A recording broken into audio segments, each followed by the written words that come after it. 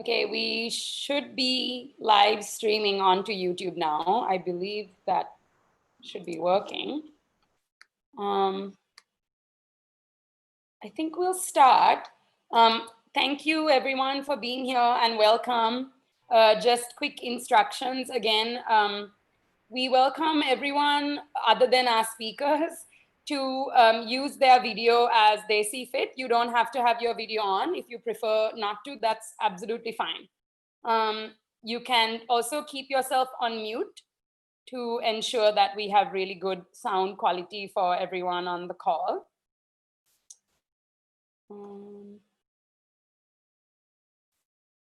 අපි හැමෝම ආදරෙන් පිළිගන්නවා. Thank you අද මේ call එකට එකතු වුණාට. ඕගලන්ගේ වීඩියෝ එක off කරලා තියන්න කැමති නම් ඒක තමන්ගේ තීරණය, කිසි ප්‍රශ්නයක් නැහැ. වීඩියෝ එක on කරන්න ඕන නැත්නම් එහෙම තියාගන්න, කැමති නම් on කරන්න. ඒක ප්‍රශ්නයක් නැහැ. ඒ වුණාට මේ අපේ ස්පීකර්ස්ලා කතා කරන විට, ඒ කියන්නේ තමන් කතා කරන්නේ නැත්නම්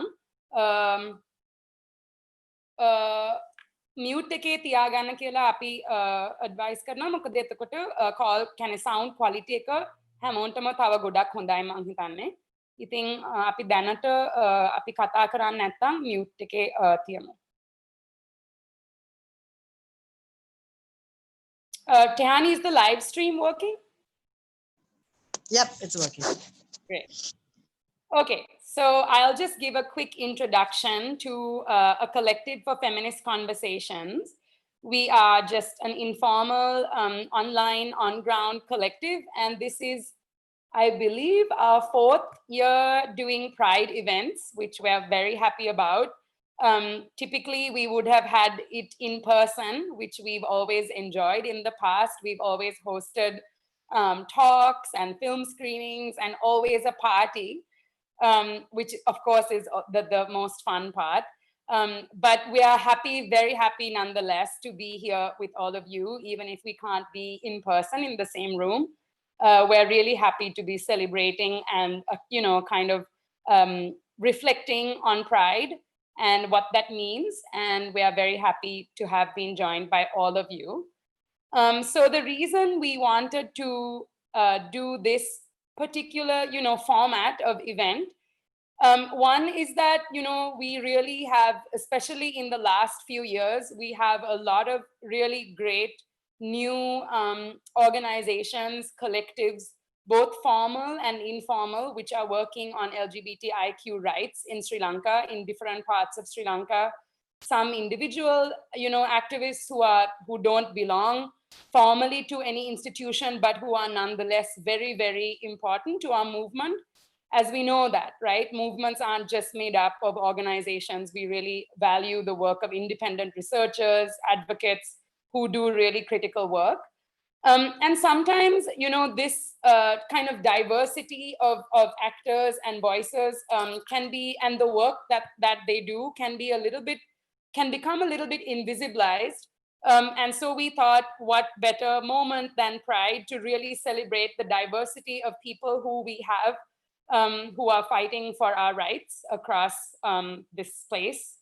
And so that was one reason. The second reason is that a couple of months ago, when we began our Instagram live series during the lockdown, and actually Ephraim was our first guest. During Ephraim's session, we had a lot of really great questions. We had so much interest, but we just didn't have the time to answer them all because, it was a different kind of context. We were trying to focus on different questions, but also we just didn't have time. But that did, make us realize that there really is a lot of interest of people really want to know what is happening with LGBTIQ activism here. We also, because of the online format, we have people who are joining us from other places who are also very, very curious to know what it's like here in the local context and so on. So we thought, we'll bring this incredible panel of people together and we'll have them answer your questions. So that is why this event. මම කෙටියෙන් කියන්නම් කෙටි හැඳින්වීමක් කරේ අපේ FemCon කියන්නේ එකමුතුව ගැන. අපි ඇත්තට දැන් මේ 4 වෙනි අවුරුද්ද තමයි මේ අපි ප්‍රයිඩ් ඉවෙන්ට්ස් කරන්නේ. අපි සාමාන්‍යයෙන් මෙච්චර කල් හැම අවුරුද්දෙම කාන්තාව සමාජ සාමූහික සංවිධානයේ ඔෆිස් එකේ ඒගොල්ලන්ගේ සපෝට් එකත් එක්ක හැම අවුරුද්දෙම කියන්නේ අවුරුදු 3ක් අපි ප්‍රයිඩ් ඉවෙන්ට්ස් කරා. අපි එක ඩිස්කෂන්ස් හෝස්ට් කරා සහ මේ වැදගත්ම දේ අපි පාටි එකක් කරා හැම අවුරුද්දෙම. ඉතින් unfortunately මේ COVID තත්ත්වය නිසා අපි දැන් මෙහෙම තමයි හමු වෙන්න ඕනේ. ඒනට අපි ගොඩක් සතුටුයි අපිත් එක්ක අද ඔයගොල්ලෝ ඔක්කොමලා එක්ක හොයලා ඉන්නවා කියලා. මේ ඉවෙන්ට් එක මේ ෆෝමැට් එකේ කරන්න අපි හිතුවේ හේතු දෙකක් තියෙනවා. එකක් තමයි විශේෂයෙන්ම මේ ළඟ කියන්නේ මේ අවුරුදු දැන් 5ක් තුල මම හිතන්නේ විශේෂයෙන්ම අපිට පෙනී යනවා කියන්නේ ලංකාවේ LGBTIQ movement එක කියලා ගත්තොත් ගොඩාක් අලුත් සංවිධාන තියෙනවා, අලුත් එකමුතුවන් තියෙනවා, අලුත් ජාල හැදිලා තියෙනවා. ඉතින් ගොඩාක් කියන්නේ විවිධත්වයක් තියෙන මේ movement එකක් අපි. ඒ වුණාට සමහර කියන්නේ හැම වෙලෙම ඒ movement එකේ විවිධ කට්ටිය ඉන්නවා ලංකාවේ හැම පැත්තෙන්ම මේ issue එක වෙනුවෙන් වැඩ කරන පෙනී සිටින කට්ටිය ඉන්නවා කියලා හැම වෙලෙම ඒගොල්ලෝ ඒ කැප කරන වෙලාව සහ ඒගොල්ලන් කරන වැඩ හැම වෙලෙම පේන්නේ නැහැ. ඒ කියන්නේ තව ලොකු ආයතන සහ කියන්නේ අර ගොඩක් public eye එකේ ඉන්න සමහරක් individualsලා නිසා හෝ කියන්නේ සමහරක් ලොකු ආයතන නිසා ඒ අර පොඩි සංවිධාන සහ ස්වාධීනව කියන්නේ වැඩ කරන ඇක්ටිවිස්ට්ලා රිසර්චර්ස්ලාගේ වැඩ ටික මම හිතන්නේ නොපෙනී යනවා සමහරක් විට.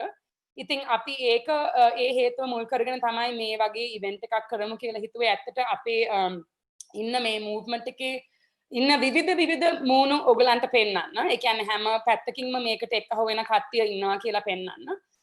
දෙවනි හේතුව තමයි අපි ගිය මාස දෙක තුල අර ලොක්ඩවුන් එක කාලේ අපි අපේ Instagram live series එකක් කරා. ඒක පළවෙනි guest තමයි Ephraim.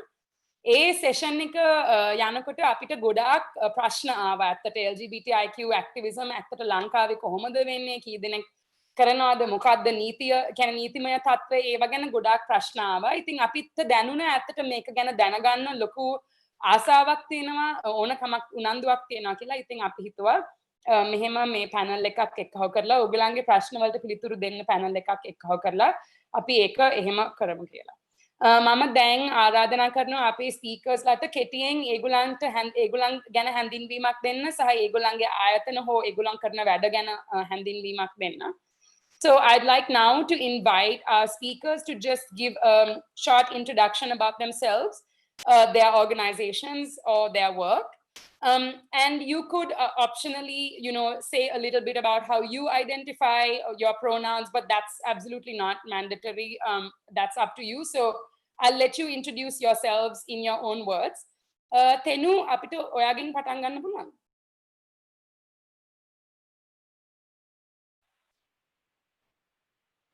හැමෝටම සුබ සන්ධ්‍යාවක් කියලා මම පටන් ගන්නම්. මම හිතන්නේ මාව ඇහෙනවා. මගේ නම තෙනු රන්කෙත්.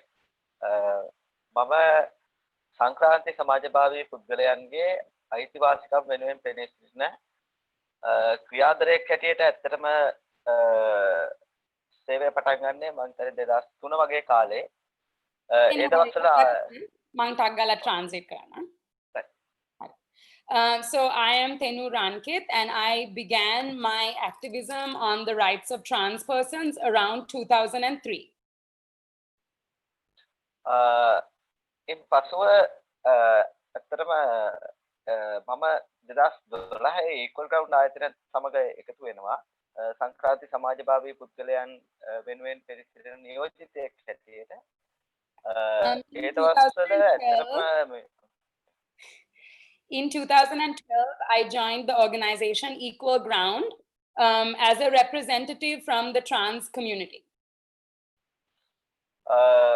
ඒ කාලේ වෙනකොට සංක්‍රාන්ති සමාජභාවී පුද්ගලයන් වෙනුවෙන්ම ආයතනයක් තිබුණේ නැහැ. නමුත් LGBTIQ සියලුම දෙනා වෙනුවෙන් සේවය සපයන ආයතන තිබුණා. At that time, there weren't actually any organizations which were dedicated to the trans community. But of course, there were people and organizations working on LGBT rights as a whole. සංක්‍රාන්ති සමාජභාවී පුද්ගලයන්ගේ ගැටලු ඉතාමත්ම බැරෑරුම්. ඒ කියන්නේ සංකීර්ණ නිසා අපි කීප දෙනෙක් එකතු වෙලා තීරණය කළා මේ පුද්ගලයන් වෙනුවෙන්ම සේවය කරන ආයතනයක අවශ්‍යතාවය තියෙනවායි කියලා. Because the issues which are faced by trans people are, because they're so complex, some of us got together and really, said, okay, there is a need for a trans dedicated organization.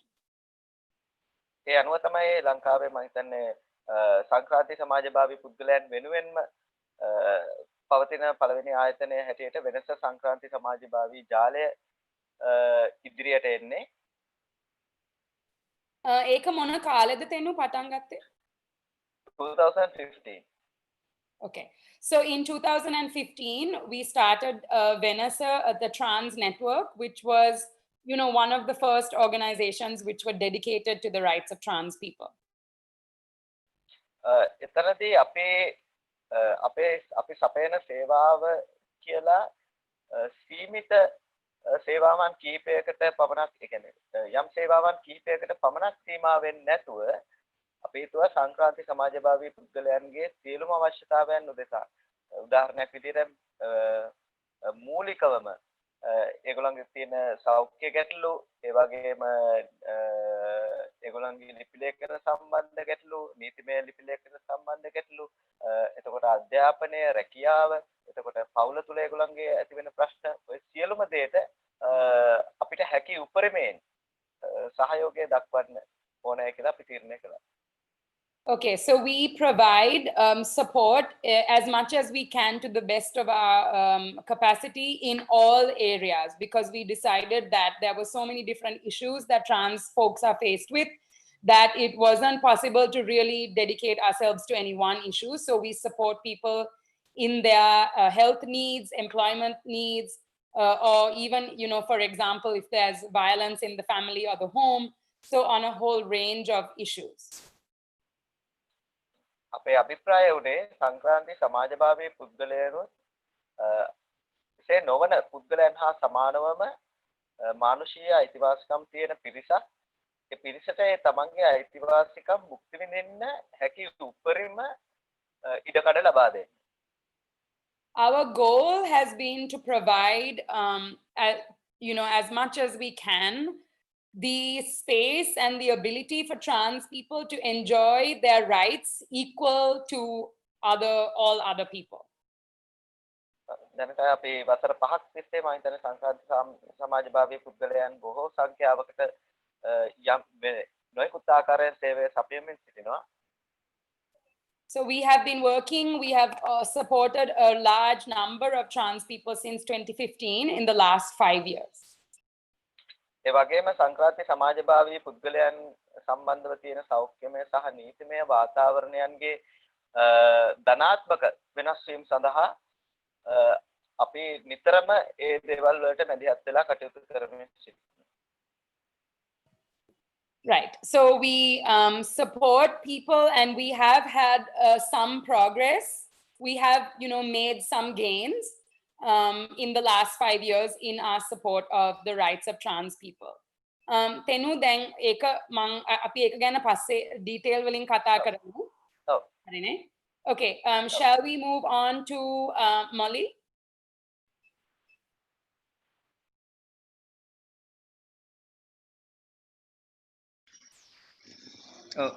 Okay. என் பேர் Thenmozhi Margaret. நான் யாழ்ப்பாணத்தில் இருக்கிறேன். Anyone translate? Would you just do it? Is that okay? Moli உங்களுக்கு முடிஞ்சா நீங்களா செய்ய இல்ல நான் ட்ரான்ஸ்லேட் பண்ணேன்.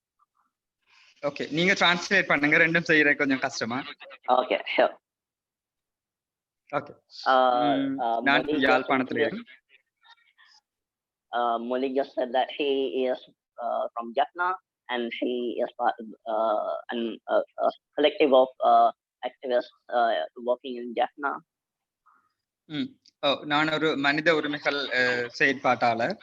அதோட எல்ஜிபிடி சம்பந்தம் எல்ஜிபிடி நபர்களுடைய உரிமைகள் சார்ந்த செய்யறேன் நான். She works on human rights activism, advocacy, and also LGBT advocacy as well. அதோட என்ன அடையாளப்படுத்த நான் விரும்புறது ஒரு மார்க்சிஸ்ட் ஃபெமினிஸ்ட்.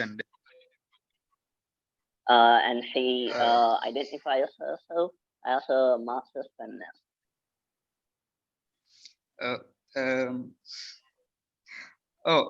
நான் யாழ்ப்பாணத்துல இருக்கிற யாழ்ப்பாண சங்கம் என்ற ஒரு முற்போக்கு சிந்தனையுடைய ஒரு மூமெண்ட் என்றதில தான் நாங்க கூட்டிணைவாக செய்து கொண்டிருக்கிறோம். She is part of a progressive collective of activists in the working on ground in Jaffna. அதுல நிறைய பொதுவா நாங்க வேலை செய்யறது தமிழ் பேசுற எங்கட எல்ஜிபிடி ஐக்கிய எங்கட கம்யூனிட்டி ஆக்களுக்காண்டி தான் நாங்க வேலை செய்யறோம். நாங்க என்னன்னு சொல்லி சொன்னா ஆனா பார்ட்னர்ஷிப்பா நிறைய மூமெண்ட்டுகள் இருக்குது, என்ஜிஓக்கள் மற்ற நிறுவனங்கள் சார்ந்து வேலை செய்யறோம் நாங்க. Our work is dedicated particularly towards the Tamil-speaking LGBTIQ community members, and we have worked with multiple organizations, collectives in partnership in Jaffna as well. பொதுவா நாங்க சொல்ல போனா நாங்க எங்கட மூமெண்ட்டுடைய பொதுவான ஒரு தூர நோக்கம் என்னவா சொல்லி சொன்னா பறந்துபட்டு இருக்கிற அல்லது சிதறி இருக்கிற எங்களோட கம்யூனிட்டி ஆக்கள் எல்லாரையும் ஒரு கூட்டிணைவா நோக்கி பயணிக்கிறதா எங்களுடைய பொதுவான ஒரு தூர நோக்கம். Our goals are to bring together Tamil-speaking queer community members together on a common platform in order to be able to have progress in our work. அப்படியான நடவடிக்கைகளோட தான் ஒரு கடந்த ஒரு 3 வருடங்களாக நாங்க பயணிச்சு கொண்டு வரோம். We have been working for about 3 years now.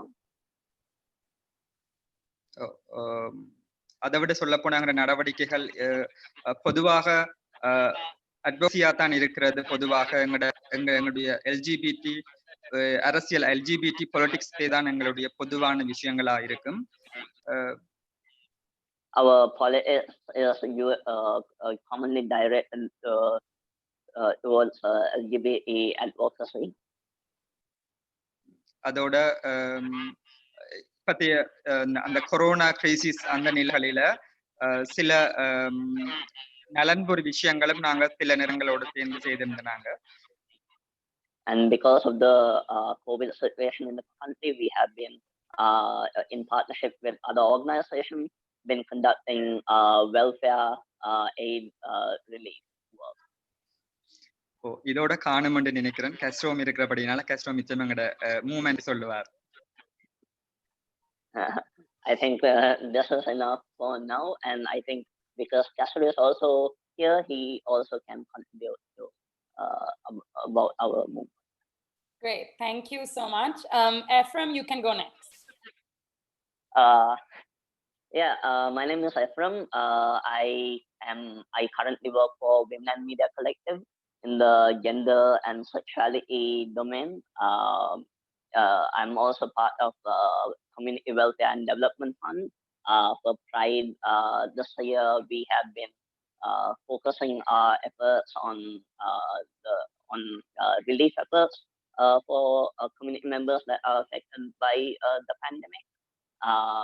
And I'm also part of a collective called Chathra. We screen, we have monthly film screenings in Colombo, Kandy, and Jaffna.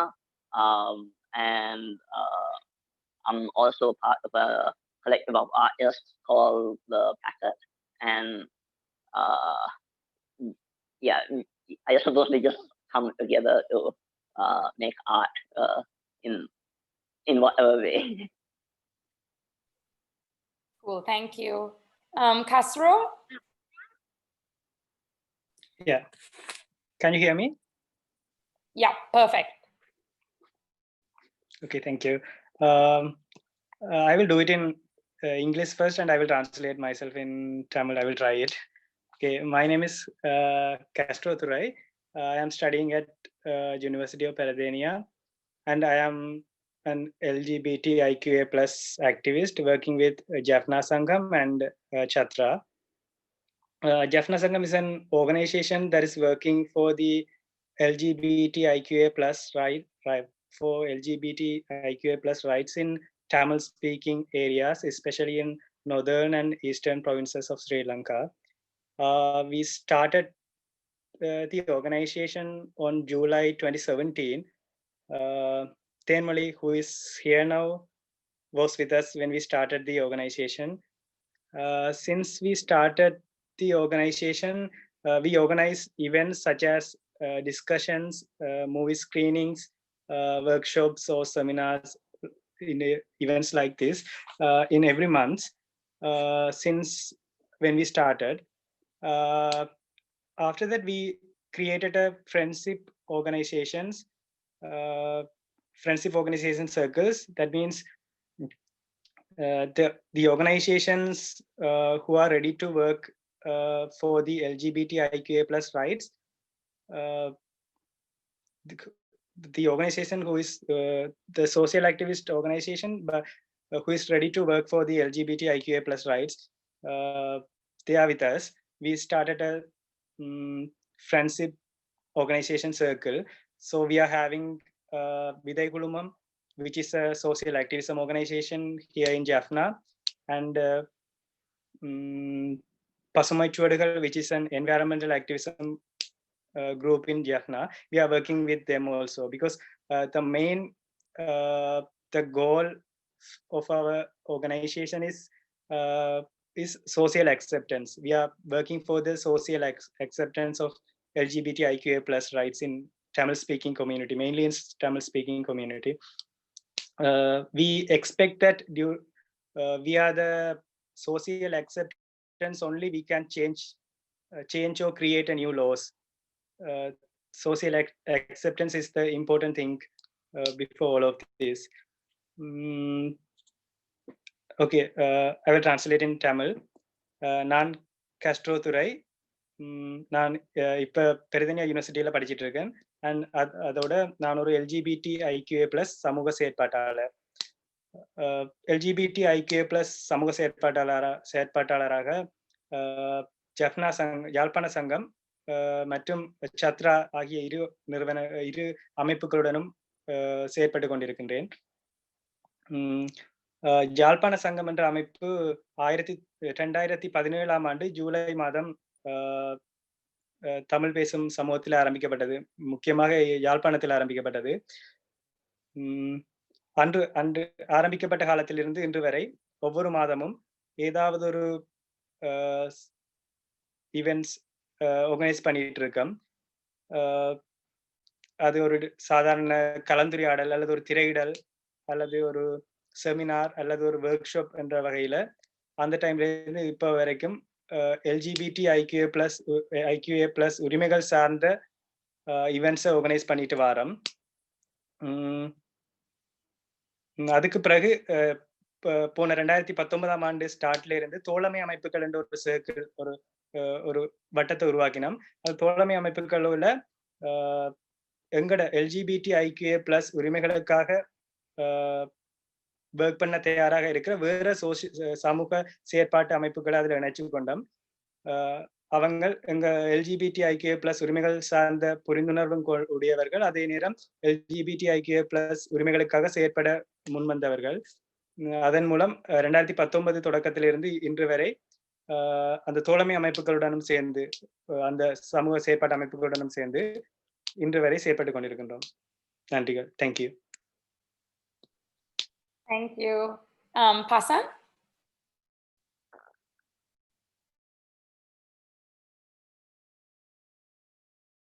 We can't hear you.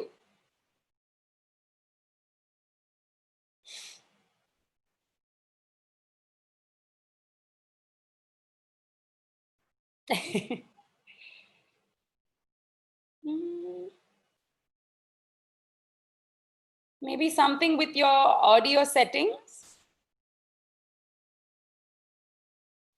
I could hear you before. I mean, I don't know what.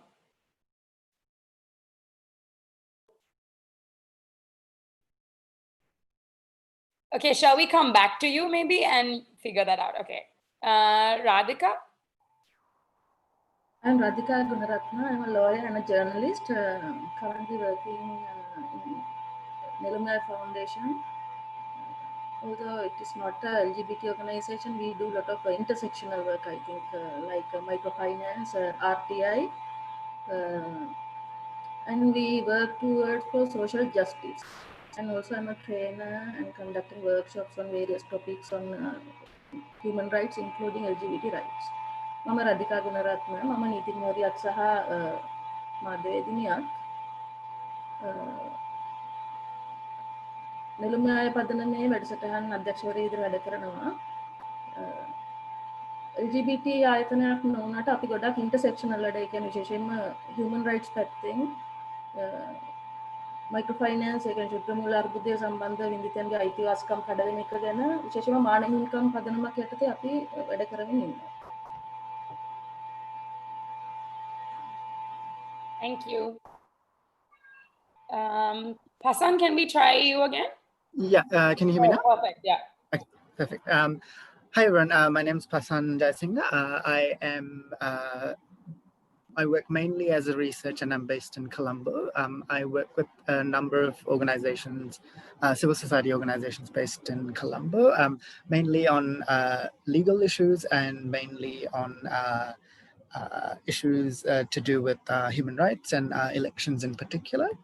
I have been working as an activist with the LGBTQI plus community in Sri Lanka for about the last 3 or 4 years, working with a number of organizations, including a lot of us gathered here today. If I'll try and translate that in Sinhala.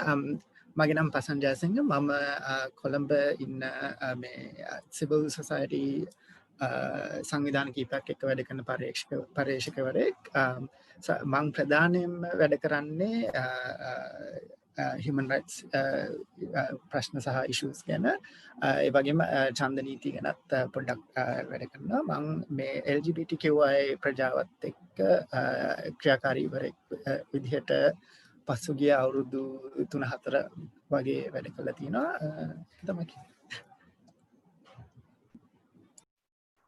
Thank you, perfect. Okay, so actually the first couple of questions that we have were really just around laying the groundwork, and I think Pasan and Radika, it would be great if you could tackle these together. If you could just tell us a little bit about what is the actual legal status of people who have same-sex desire or are trans in Sri Lanka, like what are the laws that criminalize? Can you just give us a little bit of information about that, and also how the laws are applied in your experience? Maybe Radika, you can speak first in Sinhala and then I'll maybe jump onto English if that's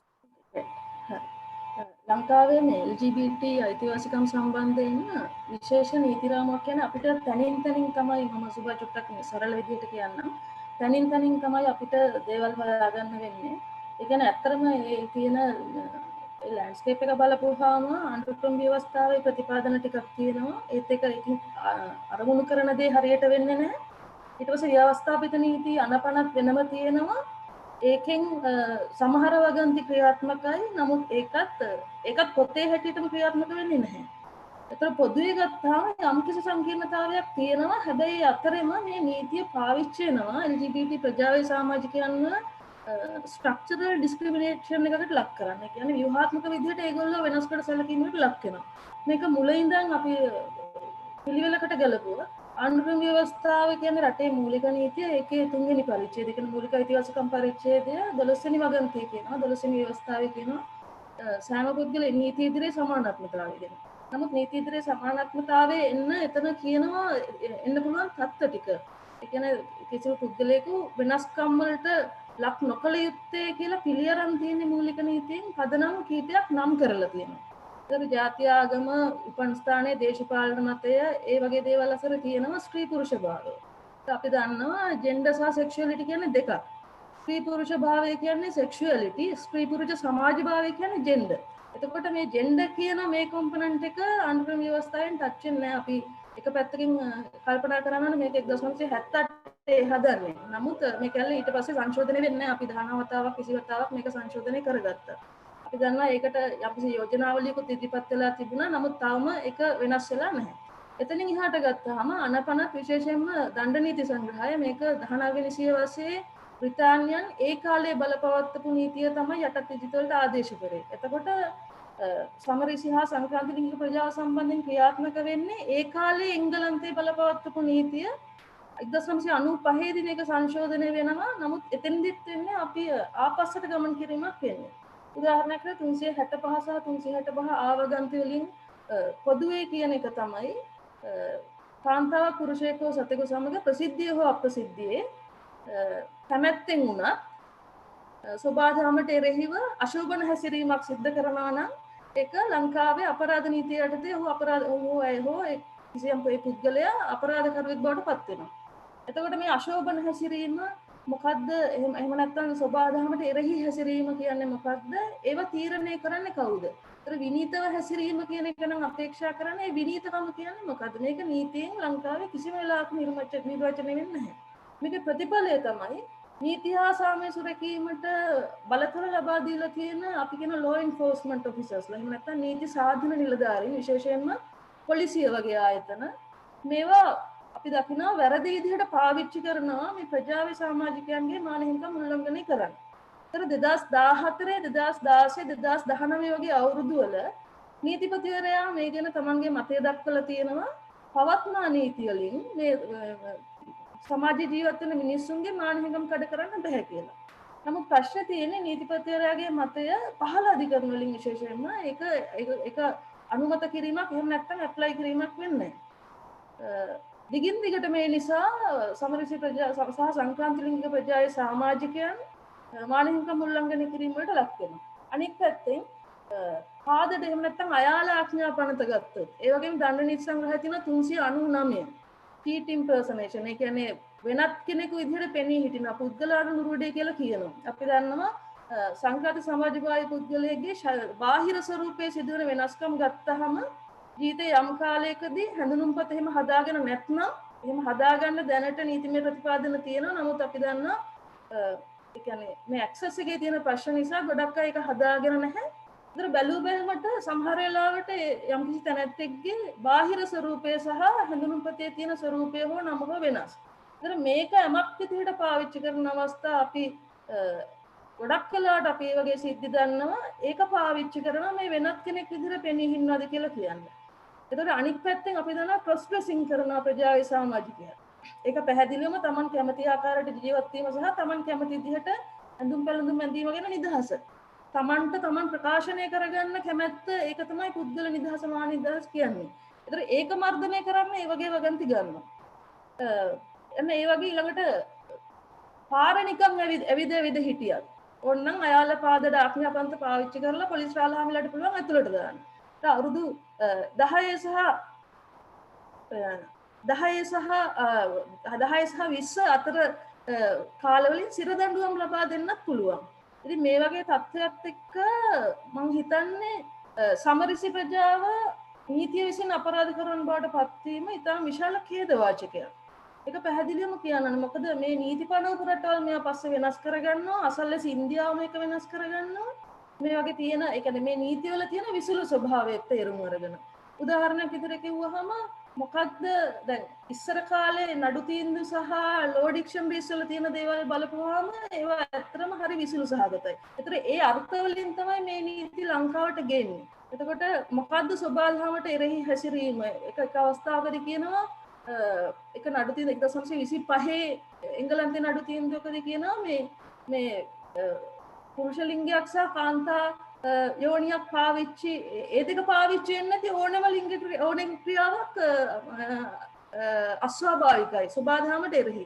එතන අපි සාධාරණ මිනිස්සු විදිහට කල්පනා කරන්න ඕනේ සමරිසිව සංක්‍රාන්ති ප්‍රජාව නොවන සමාජිකයන්. ඒ කියන්නේ සාමාන්‍ය ස්ට්‍රේට් මිනිස්සු අතරේ මේක විතරද වෙන්නේ. එතකොට මේ එතකොට සබාදහමට එරෙහි හැසිරීම කොච්චර වෙනවද මේ සමාජ සම්මතය කියලා ජන සම්මතවාදී කියන ඒක ඒ සංකල්පය ඇතුලේ මිනිස්සු තමන්ගේ පෞද්ගලික ජීවිතයේ ලිංගික හැසිරීම. එහෙමනම් මං හිතන්නේ ස්ට්‍රේට් කපල්ස් පවා ඔක්කොම වගේ ඉන්න ඕනේ හිරේනේ. එහෙමනම් ඒකයි ප්‍රශ්නේ. එතකොට උපත් පාලන ක්‍රම පවා සමහරට සබාදහමට එරෙහි හැසිරීමක්. කාලයක් තිබුණා ලංකාවේ කියන්නේ සුදු ජාතිකයන් ලංකාවට මේ මතය ගේනකොට ඇත්තටම බලවත් සබාදහමට එකග හැසිරීම කියන්නේ පර්යේෂණවලදී සමහර තැන්වලදී කියනවා මේ ප්‍රජනනීය නොවන කාර්යයන් තමයි සබාදහමට එරෙහි හැසිරීම. එහෙමනම් උපත් පාලන ක්‍රම පාවිච්චි කරන අය ඉන්න ඕනේ එහෙමනම් බන්ධනාගාරයේද මේක හරිම නිර්දය විවේචනයක් විදිහට පෙන්වන්නට සාධාරණව කල්පනා කරලා බලන්න මේ නිසා නීතියට අත් වෙලා තියෙන ඉරණම ගැන. මොකද මේකට විසුළු ස්වභාවයක් ආරංචි වෙනවා. ඉතින් ඒ නිසා මම කෙටියෙන් ඉතුරු ටික කියන්නම්. ඒ නිසා පැහැදිලිව ගත්තාම මේ නීති රාමුවක් තියෙනවා. මම හිතන්නේ අපිට වැදගත් වෙන්නේ මේ නීති රාමුව දියුණු එකක් නොවෙන නිසා අපි කොහොමද අපේ අයිතිවාසිකම් රැකගෙන මානව නිදහස අගය කරන සමාජයක් හදාගන්නේ කියන එක. නීතිය තියෙන්නේ පැහැදිලිවම මනුෂ්‍යත්වයට හිතකර තත්ත්වයක නෙමෙයි. නමුත් ඒක ඇතුලේ ඉඳගෙන අපි ජීවත් වෙන්නේ කොහොමද කියන ප්‍රශ්නයට අපි සාර්ථකව මුහුණ දිය යුතු වෙනවා. Hari, thank you. Pasan, over to you. Right. What Radika was basically saying is that for LGBTQI plus people in Sri Lanka, they face the law in two different ways. So in the first level, it's the fact that the law doesn't provide them a basic acceptance of them as individuals or as human beings, basically. And we can find evidence for this in the Sri Lankan Constitution, which is the highest law of the land. And in the Constitution of Sri Lanka, there's an article called Article 12, which outlines the right to equality. And that is a guarantee taken on by the state or the government to treat all individuals with equality according to certain grounds. So the right to equality specifies certain characteristics of identity, which if you match them, you are treated as an equal. So it goes through things like race, religion, age, and sex. But it doesn't include what we would call gender and sexuality.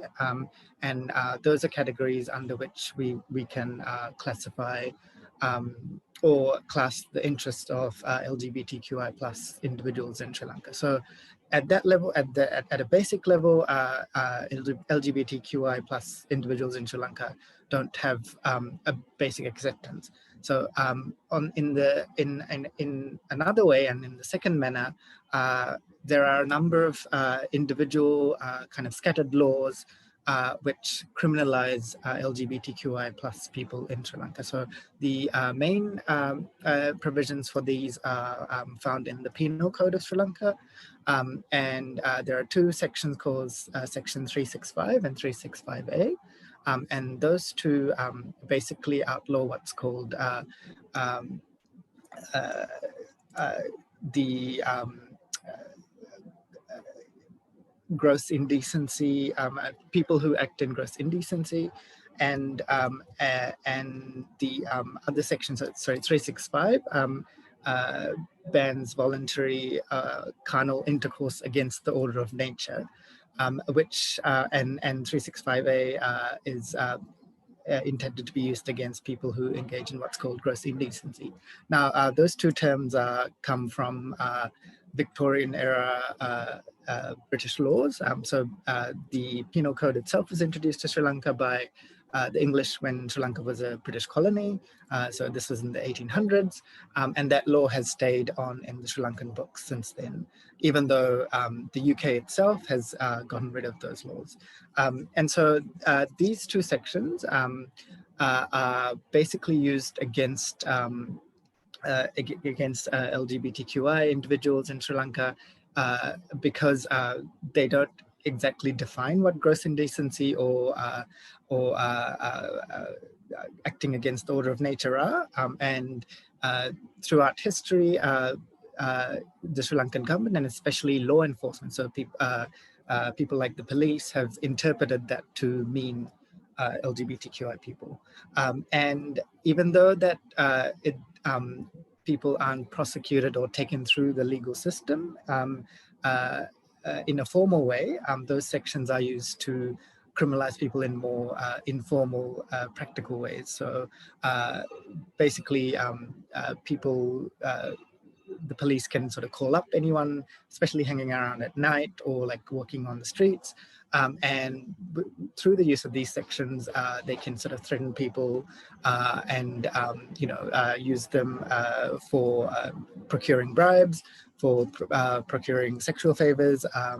And those sections can be used to sort of inflict a lot of kinds of violence on them.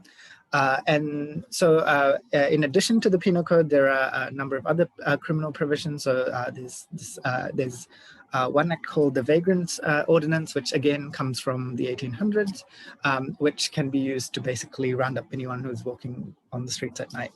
And so there are these criminal laws that exist, which again are used to target LGBTQI individuals in formal and informal ways. Now, as LGBTQI individuals ourselves and as activists, I think what we are working under is this sort of framework or structure. And in addition to sort of advocating to get rid of these laws, what we're also sort of trying to do is to figure out how LGBTQI individuals can exist within the structure, how to sort of reduce the impact of that criminalization, and to work with the sort of social effects that come from it. So basically, because these criminal provisions exist, that adds to the stigma against LGBTQI people, because if you're seen as a criminal, then like the society treats you in a certain way. And so a lot of the homophobia, the transphobia, queerphobia that is directed against LGBTQI individuals, they have one of their sources is this criminal law. So in this sort of legal structure, there is a certain way that LGBTQI people are framed and used, and then that leads to them being treated in particular ways by the government, by law enforcement, and by general members of society itself. So yeah. Brilliant, thank you. Thenu, A note එකකින්ම පොඩ්ඩක් කෙටියෙන් පැහැදිලි කරන්න පුළුවන්ද? කියන්නේ trans ප්‍රජාවේ දැන් කියන්නේ GRC process එක ගැන පොඩ්ඩක් කෙටියෙන් සහ කියන්නේ තිබිලා තියෙන progress එක සහ තව කියන්නේ යන්න තියෙන තැන මොකක්ද කියලා.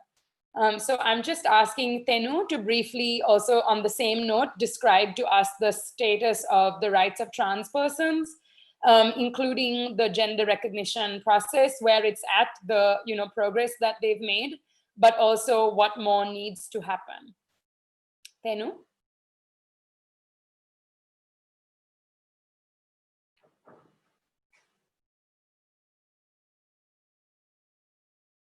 Thenu, oya mute karla. Gender recognition certificate එක එහෙම නැත්නම් අපි කෙටියෙන් කියනවා GRC කියලා මේ ලියවිල්ල. එහෙම නැත්නම් මේ සහතිකය මේ මුලින්ම සංක්‍රාන්ති සමාජයේ භාවි පුද්ගලයන් හා සම්බන්ධව පුද්ගලයන් සමග සම්බන්ධ වෙන්නේ 2016 සෞඛ්‍ය අමාත්‍යාංශයත් ඒ වගේම රෙජිස්ට්‍රාර් ජෙනරල් කාර්යාලයත් මගෙන් නිකුත් කරන ලද චක්‍රලේඛ දෙකක් හරහා.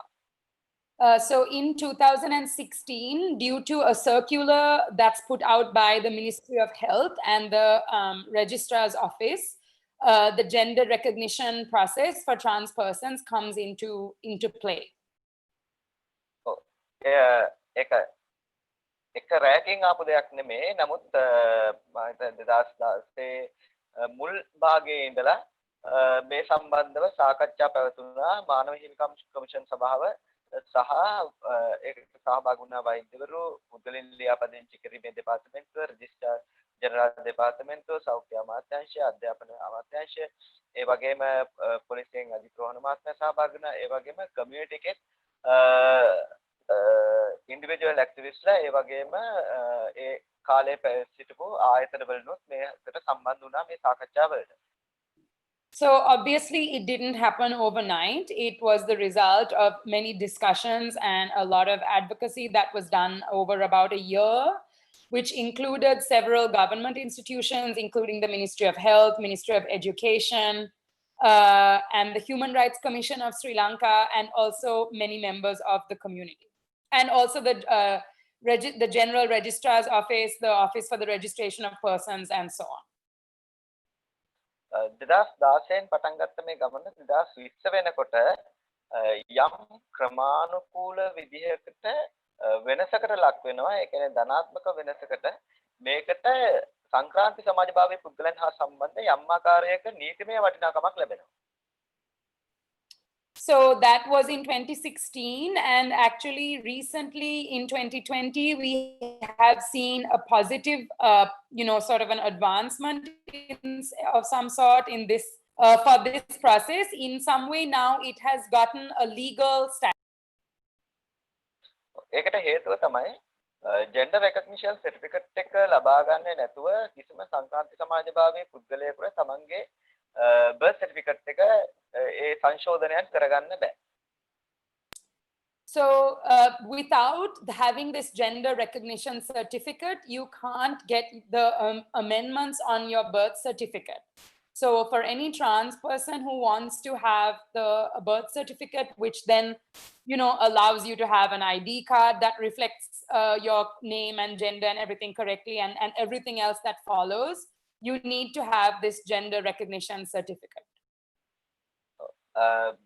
උපන්න සාධකයන් නැත්නම් බර්ත් සර්ටිෆිකට් එකේ සංශෝධනයන් කළොත් පමණයි එතනින් ඉදිරියට තියෙන පියවරයන් හඳුන්වපත වෙනස් කිරීම එතකොට පාස්පෝර්ට් එක ඩ්‍රයිවිං ලයිසන්ස් වගේ නීතිමය සියලුම ලියවිලි වෙනස් කරන්නත් පුළුවන්. ඒ වගේම වර්තමානයේ තමන්ට අවශ්‍ය ශල්‍ය කර්ම සඳහා ඉදිරිපත් වීමටත් මෙම ලියවිල්ල නැතුව හැකියාව ලැබෙන්නේ.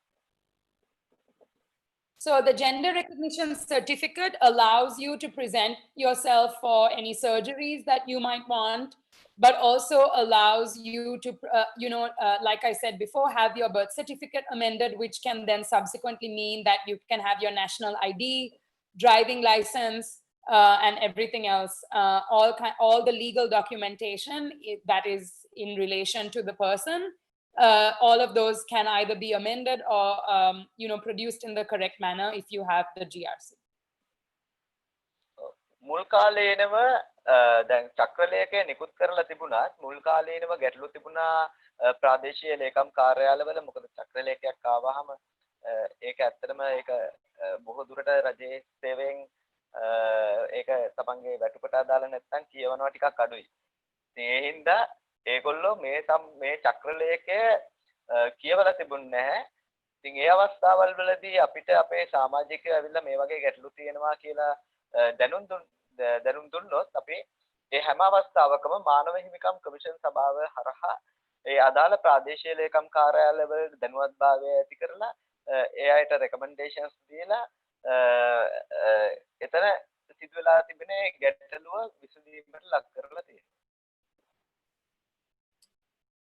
So one of the challenges we faced at the beginning was that, we realized because community members were reporting this, that, people sitting within district secretariats and other kinds of, local government offices were not always reading the circular because, it's a circular. And they didn't understand the process. And then when they were presented with the gender recognition certificate, they didn't understand what it was. They didn't understand what the process was that they were mandated to do, because they didn't know the contents of the circular. So because community members reported this to us, we continuously advocated with the Human Rights Commission on this issue.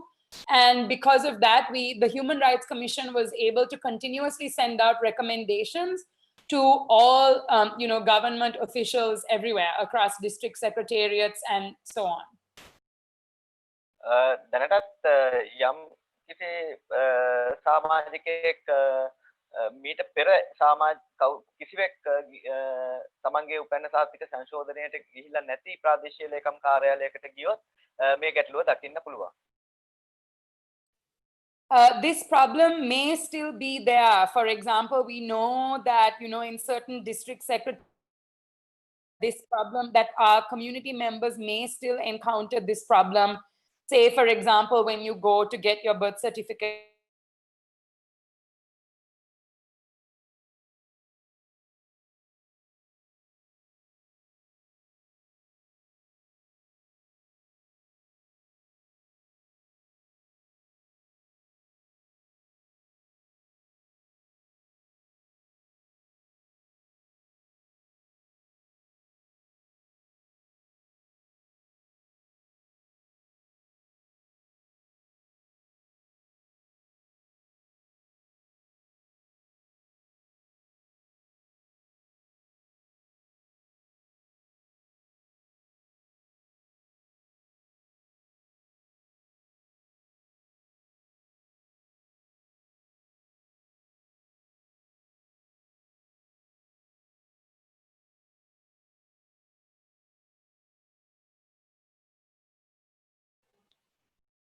sorry, I dropped out. Okay, thank you, Thenu. We'll just move on to the next question, and then we'll come back to that if anybody has any other questions. Sorry. Okay. So the next question I'd like to put to Kasro and Moli. Moli still with us? Oh, yeah, sorry. Yeah, and Ephraim. Ephraim, are you here? Oh, great. Okay. So I'd like maybe the three of you to tackle the next, it's a couple of questions which which came on our Instagram. One was around, I think you've all kind of spoken about it already to some extent, but I think maybe some details would be nice. Someone had asked about, could you describe the activism that's happening at the intersection of minority rights and queer rights in Sri Lanka? And also connected to that, I think, was a question about the diaspora and how we think that the diaspora can, constructively engage and support the movements here. So over to you guys.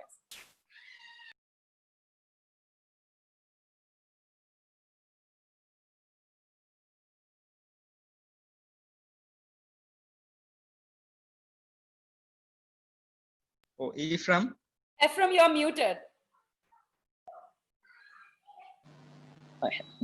Can you hear me now? Yes.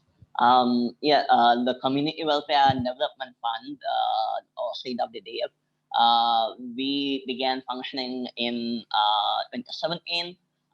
We were interested in looking into the immediate needs that LGBTIQ community members will need when faced with violence from their immediate surroundings and communities. And most of the work began in Colombo and in Jaffna, and we had a focus to include as many intersections in our advocacy work. Ever since then, the queer community in Jaffna has come together in their own way and have been organized for a number of years, like Kasro and Moli said before. But yeah, do you all want to add any as well? Thanks, F. Yeah, I think it would be great if Moli and Kasro could add, and also if you could, among the three of you, if you could address the question about how you think diaspora could constructively support the movements here. Okay, நான் ஈப்ராம் சொன்னதை mention பண்ணி அதே நேரம் என்னோட வியூவையும் போட்டு நான் தமிழில் கொஞ்சம் சொல்கிறேன், அது பிறகு இங்கிலீஷில் ட்ரான்ஸ்லேட் பண்ணுறேன். நாங்கள் சத்ரா அண்ட் CWDF ரெண்டு ஆர்கனைசேஷனோட சேர்ந்து கொழும்புல ஒர்க் பண்ணிட்டு இருந்த டைம் எங்க தமிழ் பேசுற சமூகத்துல LGBTIQ+ ரைட்ஸுக்காண்டி ஒர்க் பண்ண வேண்டிய தேவை, அவங்கள தமிழ் பேசுற சமூகத்துல அந்த சோசியல் அக்செப்டன்ஸ், சமூக ஏற்பை நோக்கி போக வேண்டிய தேவையை நாங்கள் உணர்ந்தோம். ஸோ அந்த வகையில அதுக்கண்டு புதிய வழிமுறைகள், புதிய எங்களோட அந்த சமூக ஏற்பை நோக்கிய பயணத்தை நாங்கள் வித்தியாசமாக திட்டமிட வேண்டிய ஒரு தேவை இருந்துச்சு. அதுக்காக எங்களோட வடக்கு கிழக்கு மாகாணங்களை உள்ளடங்களாக தமிழ் பேசுற சமூகத்துல யாழ்ப்பாணத்துல இருந்து ஸ்டார்ட் பண்ணோம். யாழ்ப்பாணத்துல தான் முதல் யாழ்ப்பாண சங்கம் என்ற அமைப்பு முதல் ஆரம்பிக்கப்பட்டது 2017ஆம் ஆண்டு. அந்த டைம்ல இருந்து ஒவ்வொரு மாதமும் ஒரு இவெண்ட் ஒன்று ஆர்கனைஸ் பண்ணிட்டு வந்தோம். அந்த இவெண்ட் மூலம் அந்த இவெண்ட்டுக்கு சமூகத்தை சேர்ந்த வேறு ஆக்களையும் LGBTIQ+ சமூகத்தை சேர்ந்தவர்கள் இல்லாமல் சமூகத்திலிருந்து வேறு ஆக்களையும் இன்வைட் பண்ணோம். அதே டைம் எங்களோட வேற தோழமை அமைப்புகள் என்ற சர்க்கிள்ல இருந்த வேறு அமைப்புகள், வேற சமூக செயற்பாட்டு அமைப்புகள் LGBTIQ+ ரைட்ஸுக்காண்டி ஒர்க் பண்ண தயாரா இருக்கிற வேற சோசியல் ஆக்டிவிசம் ஆர்கனைசேஷன்ஸை இன்வைட் பண்ணோம். அப்ப அவங்க வந்து இன்வால்வ் ஆன டைம்ல நாங்க அவங்களுக்கு அது சம்பந்தமான ஒரு ஏற்கனவே புரிந்துணர்வு இருந்துச்சு. அதே மாதிரி நாங்கள் LGBTIQ+ ரைட்ஸ் சம்பந்தமான ஒரு புரிந்துணர்வு அவங்களுக்கு ஏற்படுத்தும் போது அது சமூகத்தை, சாதாரண சமூகத்தை போய் ஈஸியா போய் ரீச் பண்ணக்கூடிய மாதிரி இருந்துச்சு. அதே டைம் அந்த தோழமை அமைப்புகள் இந்த சர்க்கிள்ல இருக்கிற அமைப்புகள் இவெண்ட்ஸை ஆர்கனைஸ் பண்ணும் போது கூட அது சாதாரண வேற ஒரு சோசியல் இஷ்யூ சார்ந்த, ஒரு சாதாரண சமூக பிரச்சனை சார்ந்த ஒரு இஷ்யூவா இருக்கலாம், இல்லாட்டி ஒரு லிட்ரேச்சர் ஈவெண்டா இருக்கலாம். அப்படியான ஒரு ஈவெண்ட்டை ஆர்கனைஸ் பண்ணும்போது LGBTIQ சமூகத்தை சேர்ந்த மக்களையும் இன்வைட் பண்ணுவாங்க. அதாவது யாழ்ப்பாண சங்க அமைப்பை சேர்ந்த மக்களையும் இன்வைட் பண்ணுவாங்க. அந்த டைம்ல ஒரு வேற சோசியல் இஷ்யூஸுக்காக எங்களோட ஆர்கனைசேஷன்ல இருந்து மக்கள் போய் பார்ட்டிசிபேட் பண்ணும்போது அந்த வெளி சமூகத்துல இருந்து அந்த டைம்ல பார்ட்டிசிபேட் பண்றவங்களுக்கு ஒரு இது LGBTIQ+ ரைட்ஸ் உரிமைகள் சார்ந்த அவர்களோட உணர்வுகள் சார்ந்த ஒரு வித்தியாசமான புரிந்துணர்வு ஒன்று அங்க ஏற்படுத்தப்படுவதற்கான சாத்தியம் நிறைய இருந்துச்சு. அதனால அந்த தோழமை அமைப்புகள் என்ற சர்க்கிள்ல நாங்கள் சக்சஸ்ஃபுல்லா ஒர்க் பண்ணக்கூடியதா இருந்துச்சு. இப்போ வரைக்கும் ஒர்க் பண்ணிட்டு இருக்கிறோம். அண்ட் தேன்மொழி ஏதாவது mention பண்ணணும்டா?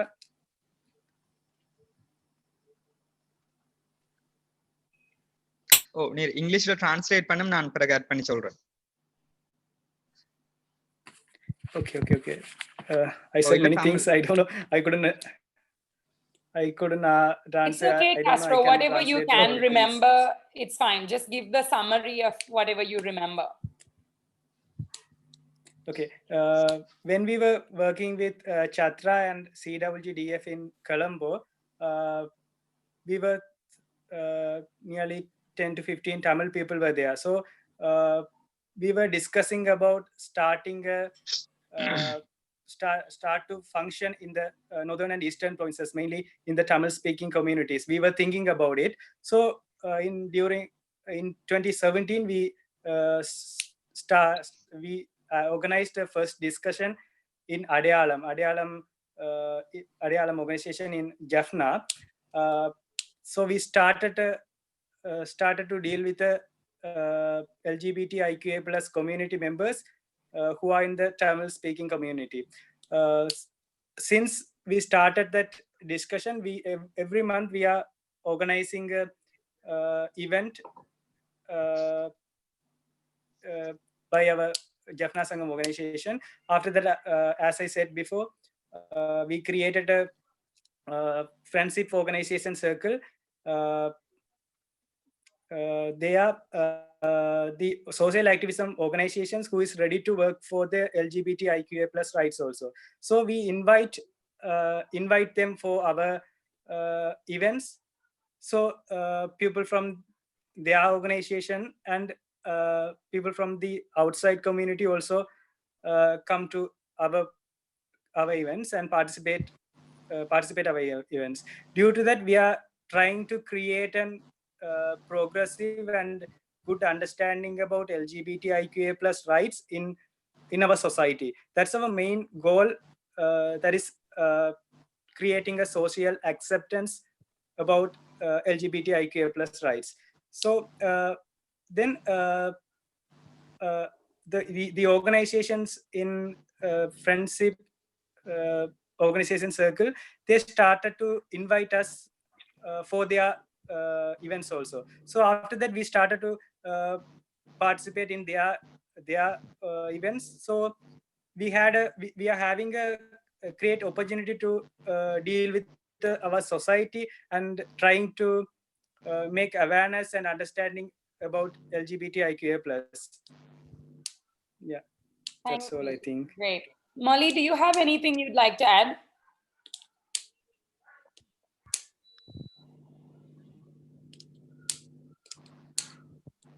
Oops, can't hear you again.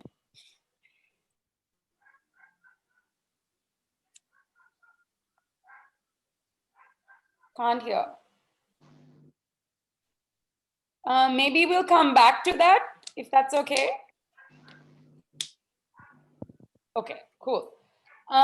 So I'd like to invite our participants who are here with us. If you have any questions for any of the speakers today, could we please ask you to begin by putting it in the chat? If you could just put even a brief summary of your question in the chat, and then we will call on you accordingly. I'd like to move next to a question about, okay, yeah. So someone is telling us that we haven't actually addressed the question about effective diaspora engagement. So could we come to that? To add to that, Subha. Yeah, the diaspora has been quite have been in exploring communication. There have been multiple dialogues that has been happening across multiple groups from Chennai, from Germany, in various countries. And that we have found that to be a very constructive first step into talking to people of similar intersections of Tamilness and sexuality, and that is one way that the diaspora that can always contribute to the movement. And I suppose the Marxist in me want to sort of say always return to material conditions and see how the material conditions in Jaffna, according to how your relationality to these places, and then come to an understanding of how you yourself can contribute to it. Not really answering the question, but thank you. Yeah, I suppose it's a choice that you have to make for yourself. Absolutely, thank you. There's a couple of more questions in the chat box as well, but we'll come to that because we have another question which came to us in advance. But I invite everyone to please keep putting your questions in the chat box. We will come to all of them.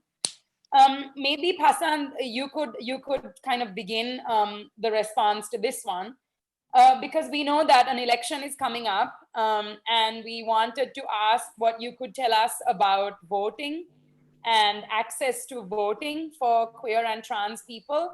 Thenu, maybe you could join. Thenu, Moli, and Pasan, I think it would be great if you could tackle that question in terms of, what are some of the things that we heard from the community members in the previous election. I know that, for example, some of us were taking and documenting reports about the kind of various challenges that community folks were facing at the polling booth, but also in the lead up to the voting. With the election around the corner, what information could you give people? Pasan, maybe we could start with you. Yeah, so I can sort of address this question from a basic sort of legal administration point of view, and maybe hopefully Thenu and Moli and Kasro can add to that.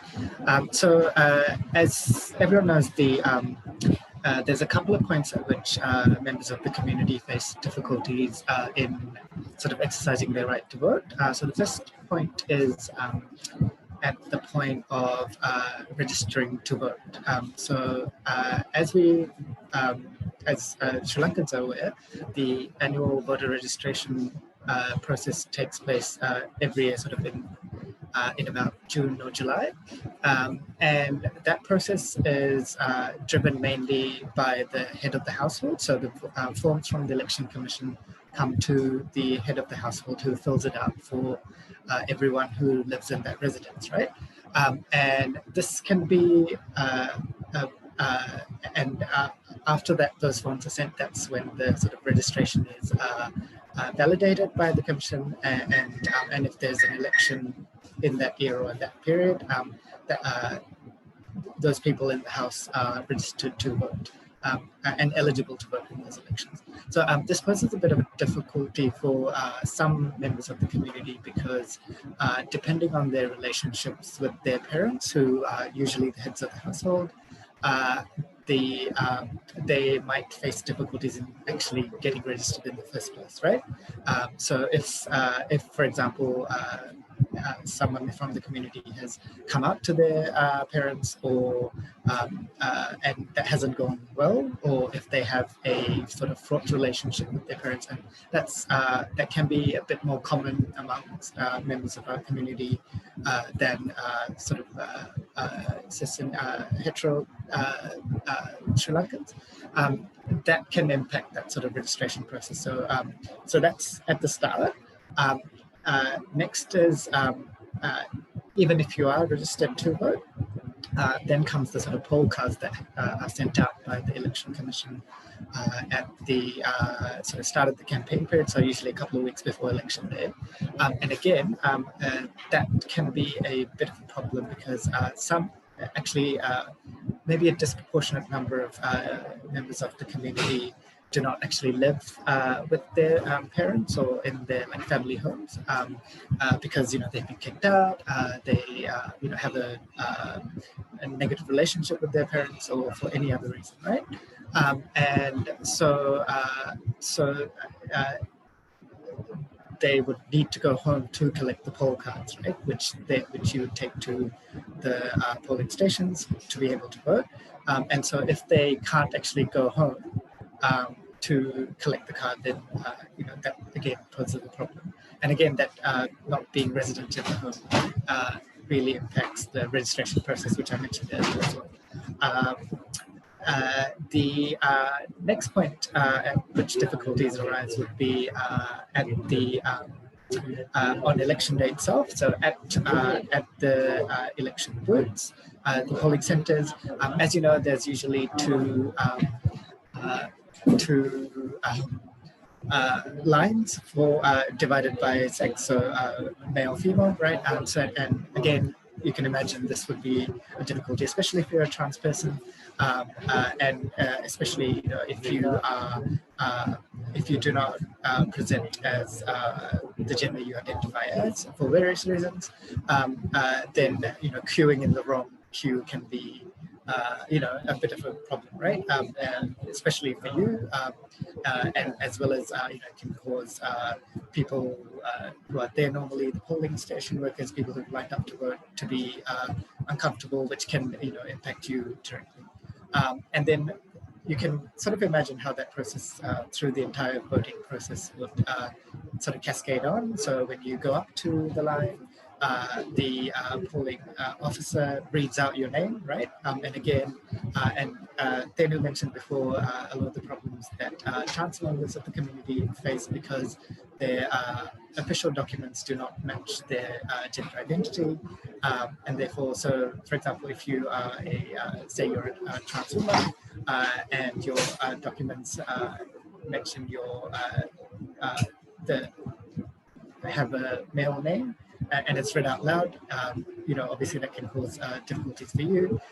And a lot of members of the community sort of mentioned that it's kind of a humiliating process, right?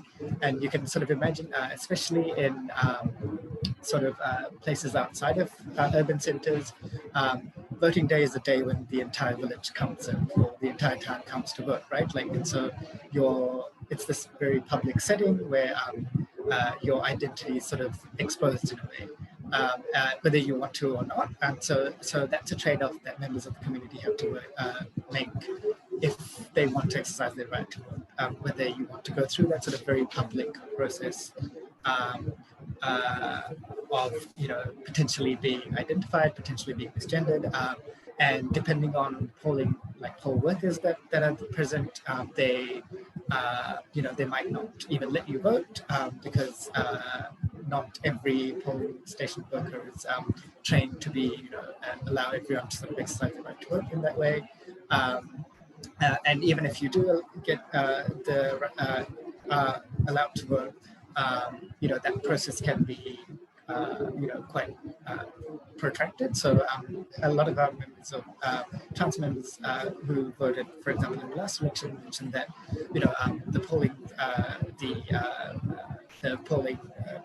officer had to call up their superior, and then there'll be a big sort of hullabaloo about that, and you're waiting there, and then you're sort of lined up, and you're surrounded by everyone else who's lined up to vote, and then you can just imagine that it's kind of a very humiliating process.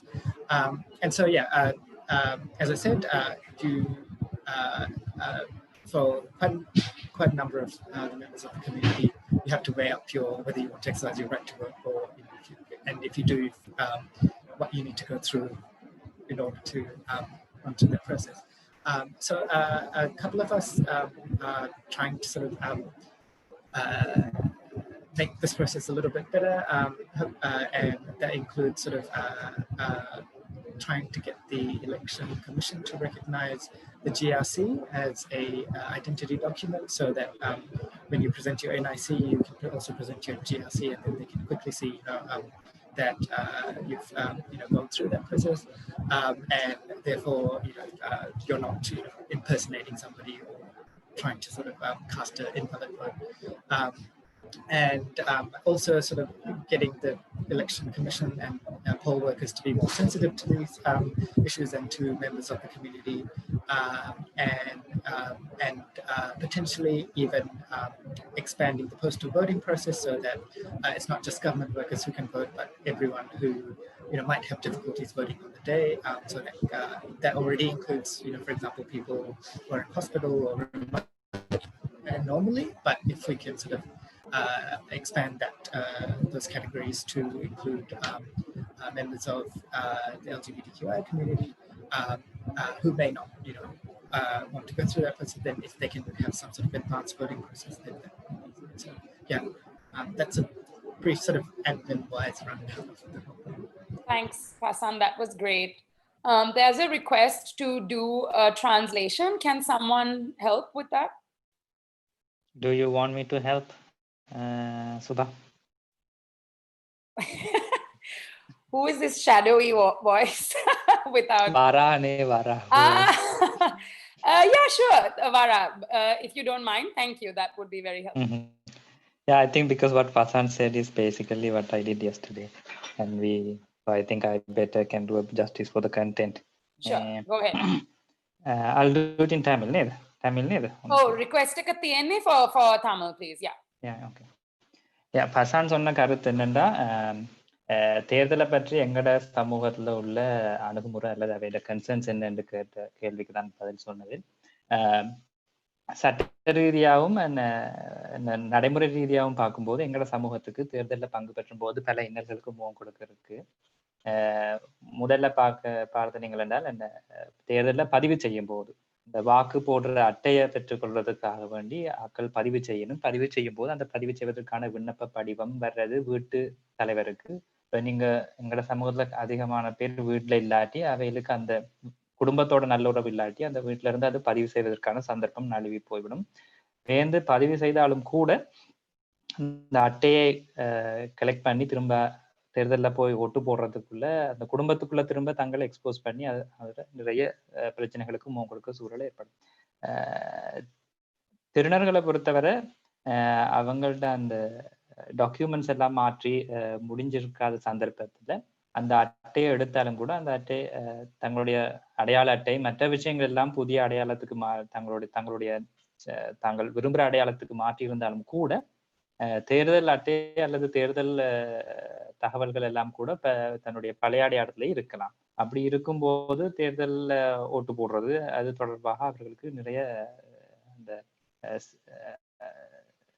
நிர்வாக ரீதியாக சிக்கல்கள் வரும். அதனாலேயே சில பேர் ஓட்டு போடுறதுக்கு போவதும் இல்லை. மற்றது கணப்பேர் வெளியில நிற்கிறனால வீட்டுல ஓட்டுக்கு பதிவாத காரணத்தினால் சில பேருக்கு ஓட்டு உரிமை பயன்படுத்தப்பட்ட சில பேர் ஓட்டு உரிமை பயன்படுத்துறது அதாவும் தெரிய வருதில்லை. இப்படி சூழல் ஒன்று இருக்கும்போது தேர்தல் ஆணையருடன் கூட இதை பற்றி கலந்து ஆலோசித்து இதற்கு ஒரு முடிவொன்று கொண்டு வர வேண்டிய தேவை தற்போது அமைந்திருக்கு. அதுதான் பசான் சட்ட ரீதியாகவும் நடைமுறை ரீதியாகவும் உள்ள இன்னல்களை பற்றி விளக்கியது. Thank you.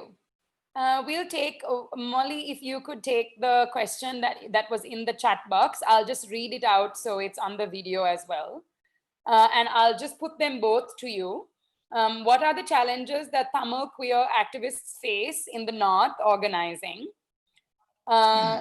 That same kind of, it's connected to that question. There's what's the feeling among the LGBT community with regard to elections and militarization? Just before I hand it over to Moli, I mean, if you don't mind, Moli, I'll also just respond slightly to the second question. Yes. I mean, I think, we have to be clear that there is no sort of one, opinion of one feeling that the LGBT community has. And I think we have to be very clear with that in terms of all the other, folks who have joined us here today, who may not, identify as part of the community. So, I think we have to keep reminding ourselves that there is no homogeneous one movement, right? We all are very diverse, have very diverse politics, come to it with, very different positionalities and so on. So for example, I mean, there is absolutely parts of the LGBT community that will be pro-military and will be very nationalist, that can be Islamophobic, that can be racist, that can be not interested in, the struggles of minority communities in this country, and so on.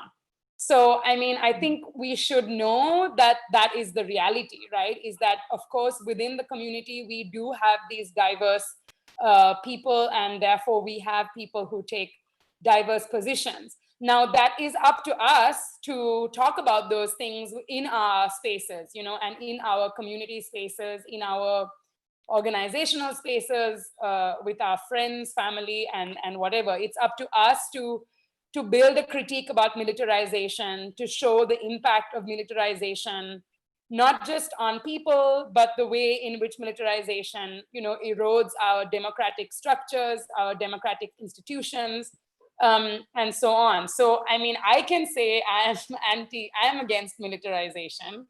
And I think, many of the panel who are gathered here would probably hold the same position. But, we shouldn't assume that all LGBT people hold that position. So that is the work that, we have to keep doing. We have to call it out every time we see it. And we do see it quite a lot in our community. So over to you, Moli. Okay.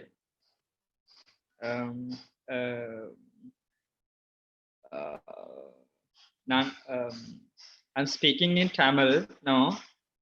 If Vara will add some summary, right? Sure. Vara, is that okay? Yeah. Karan. நான் முதலாவது கேள்விக்கு நான் பதில் சொல்லலாம்னு நினைக்கிறேன். என்ன விஷயம்னு சொல்லி சொன்னா, எங்கட நோத்துல பொதுவா நோத்திலையும் யாழ்ப்பாணம் தான் பொதுவாக. யாழ்ப்பாணத்தை எடுத்தா யாழ்ப்பாணம் ஒரு அந்த பழமைவாத அந்த கருத்தியல்களையும் கொள்கைகளையும் அந்த பின்பற்றி வர ஒரு சமூகமா இருக்குது. இருக்கிறபடியினால யாழ்ப்பாணம் இப்பவுமே இருக்குது, அந்த பைனரிக்குள்ளதான் இருக்குது. ஆண் பெண் என்ற அந்த இருமைக்குள்ளதான் இப்பவுமே இருந்து கொண்டு வரப்படியினால எல்ஜிபிடி ரைட்ஸ் என்றதை இங்க கதைக்கிறதே ஒரு பாதுகாப்பில்லாத நிலையும் கூட, யாரும் அதை அங்கீகரிக்காத நிலையும் கூட எங்க யாழ்ப்பாணத்துல இருக்குது. பொதுவாகவே நோர்த்லேயும் ஈஸ்ட்லேயும் அது இருக்குது.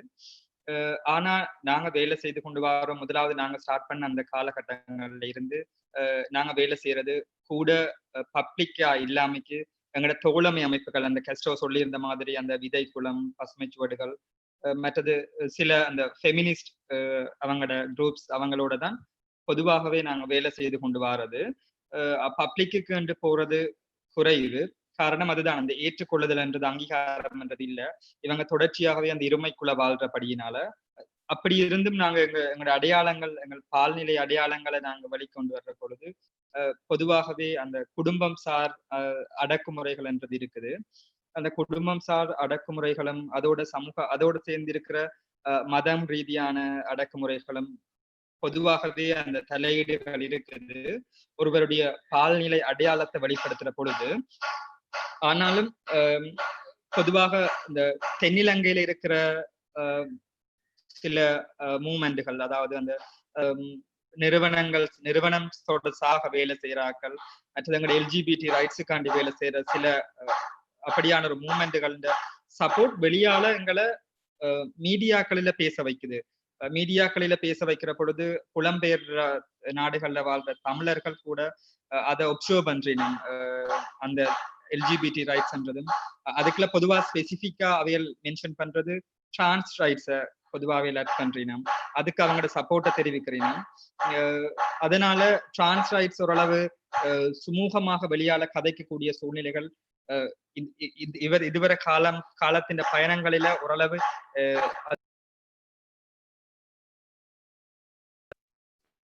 வேற எல்ஜிபிடி அதர் ரைட்ஸ் எல்லாமே வெளியால பேச முடியாத மாதிரி இருக்குது. காரணம்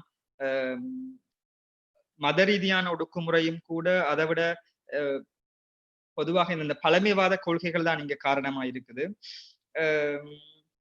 நாங்க வெளியாளங்கிற அடையாளங்களை வெளிப்படுத்துற பொழுது பொதுவாகவே வெளியால போக வேண்டிய சூழ்நிலை இருக்கு. எங்களோட அடையாளங்கள் யாருன்றது நாங்க வெளி சமூகங்களுக்கு நாங்கள் எங்களை அடையாளப்படுத்துற பொழுது பொதுவாகவே வீட்டுல இருந்து வெளியால போறதான் ஒரு சூழ்நிலை. வீட்டுல இருந்து வெளியால போய் வேற நாடுகளுக்கு போக வேண்டியிருக்கும், சில பல தென்னிலங்கையில வாழ வேண்டியிருக்கும். அப்படியான சூழ்நிலைகள் தான் வரும்.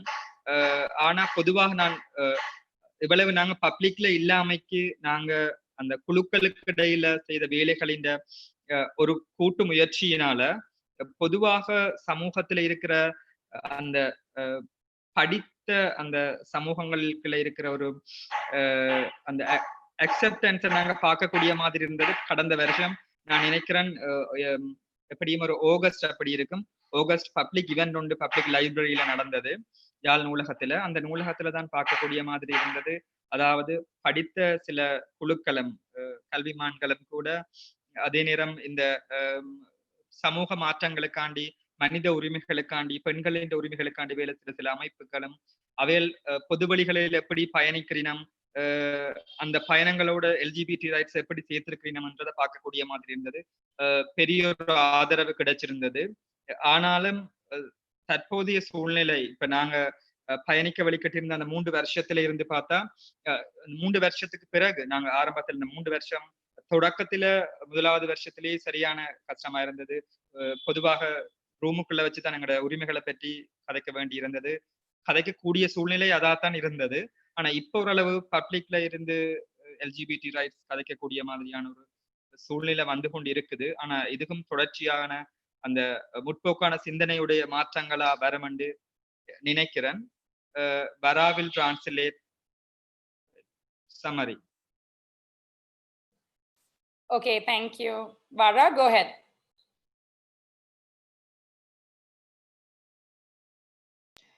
Yes, Moli basically said in Jaffna, I think she highlighted a few challenges. First one was the prevalence of conservative ideas within the society, and the understanding gender as a binarism makes the life of LGBT work pretty difficult.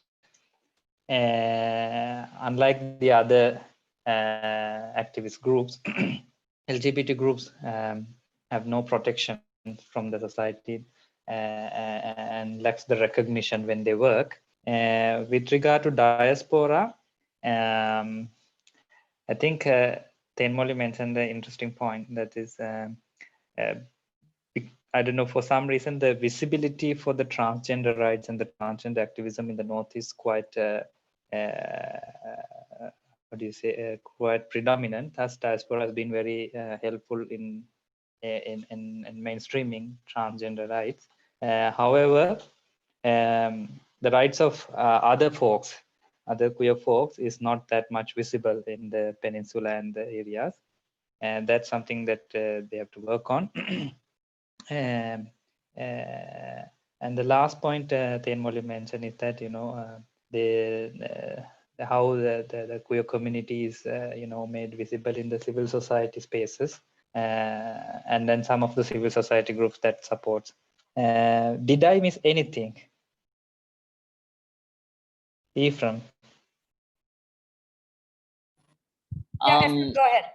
Yeah, the only thing that I would add to this is that in 2017, when we were doing some preliminary work when establishing the Community Welfare and Development Fund, in the North and the East, what we saw most prevalent was surveillance from the family, where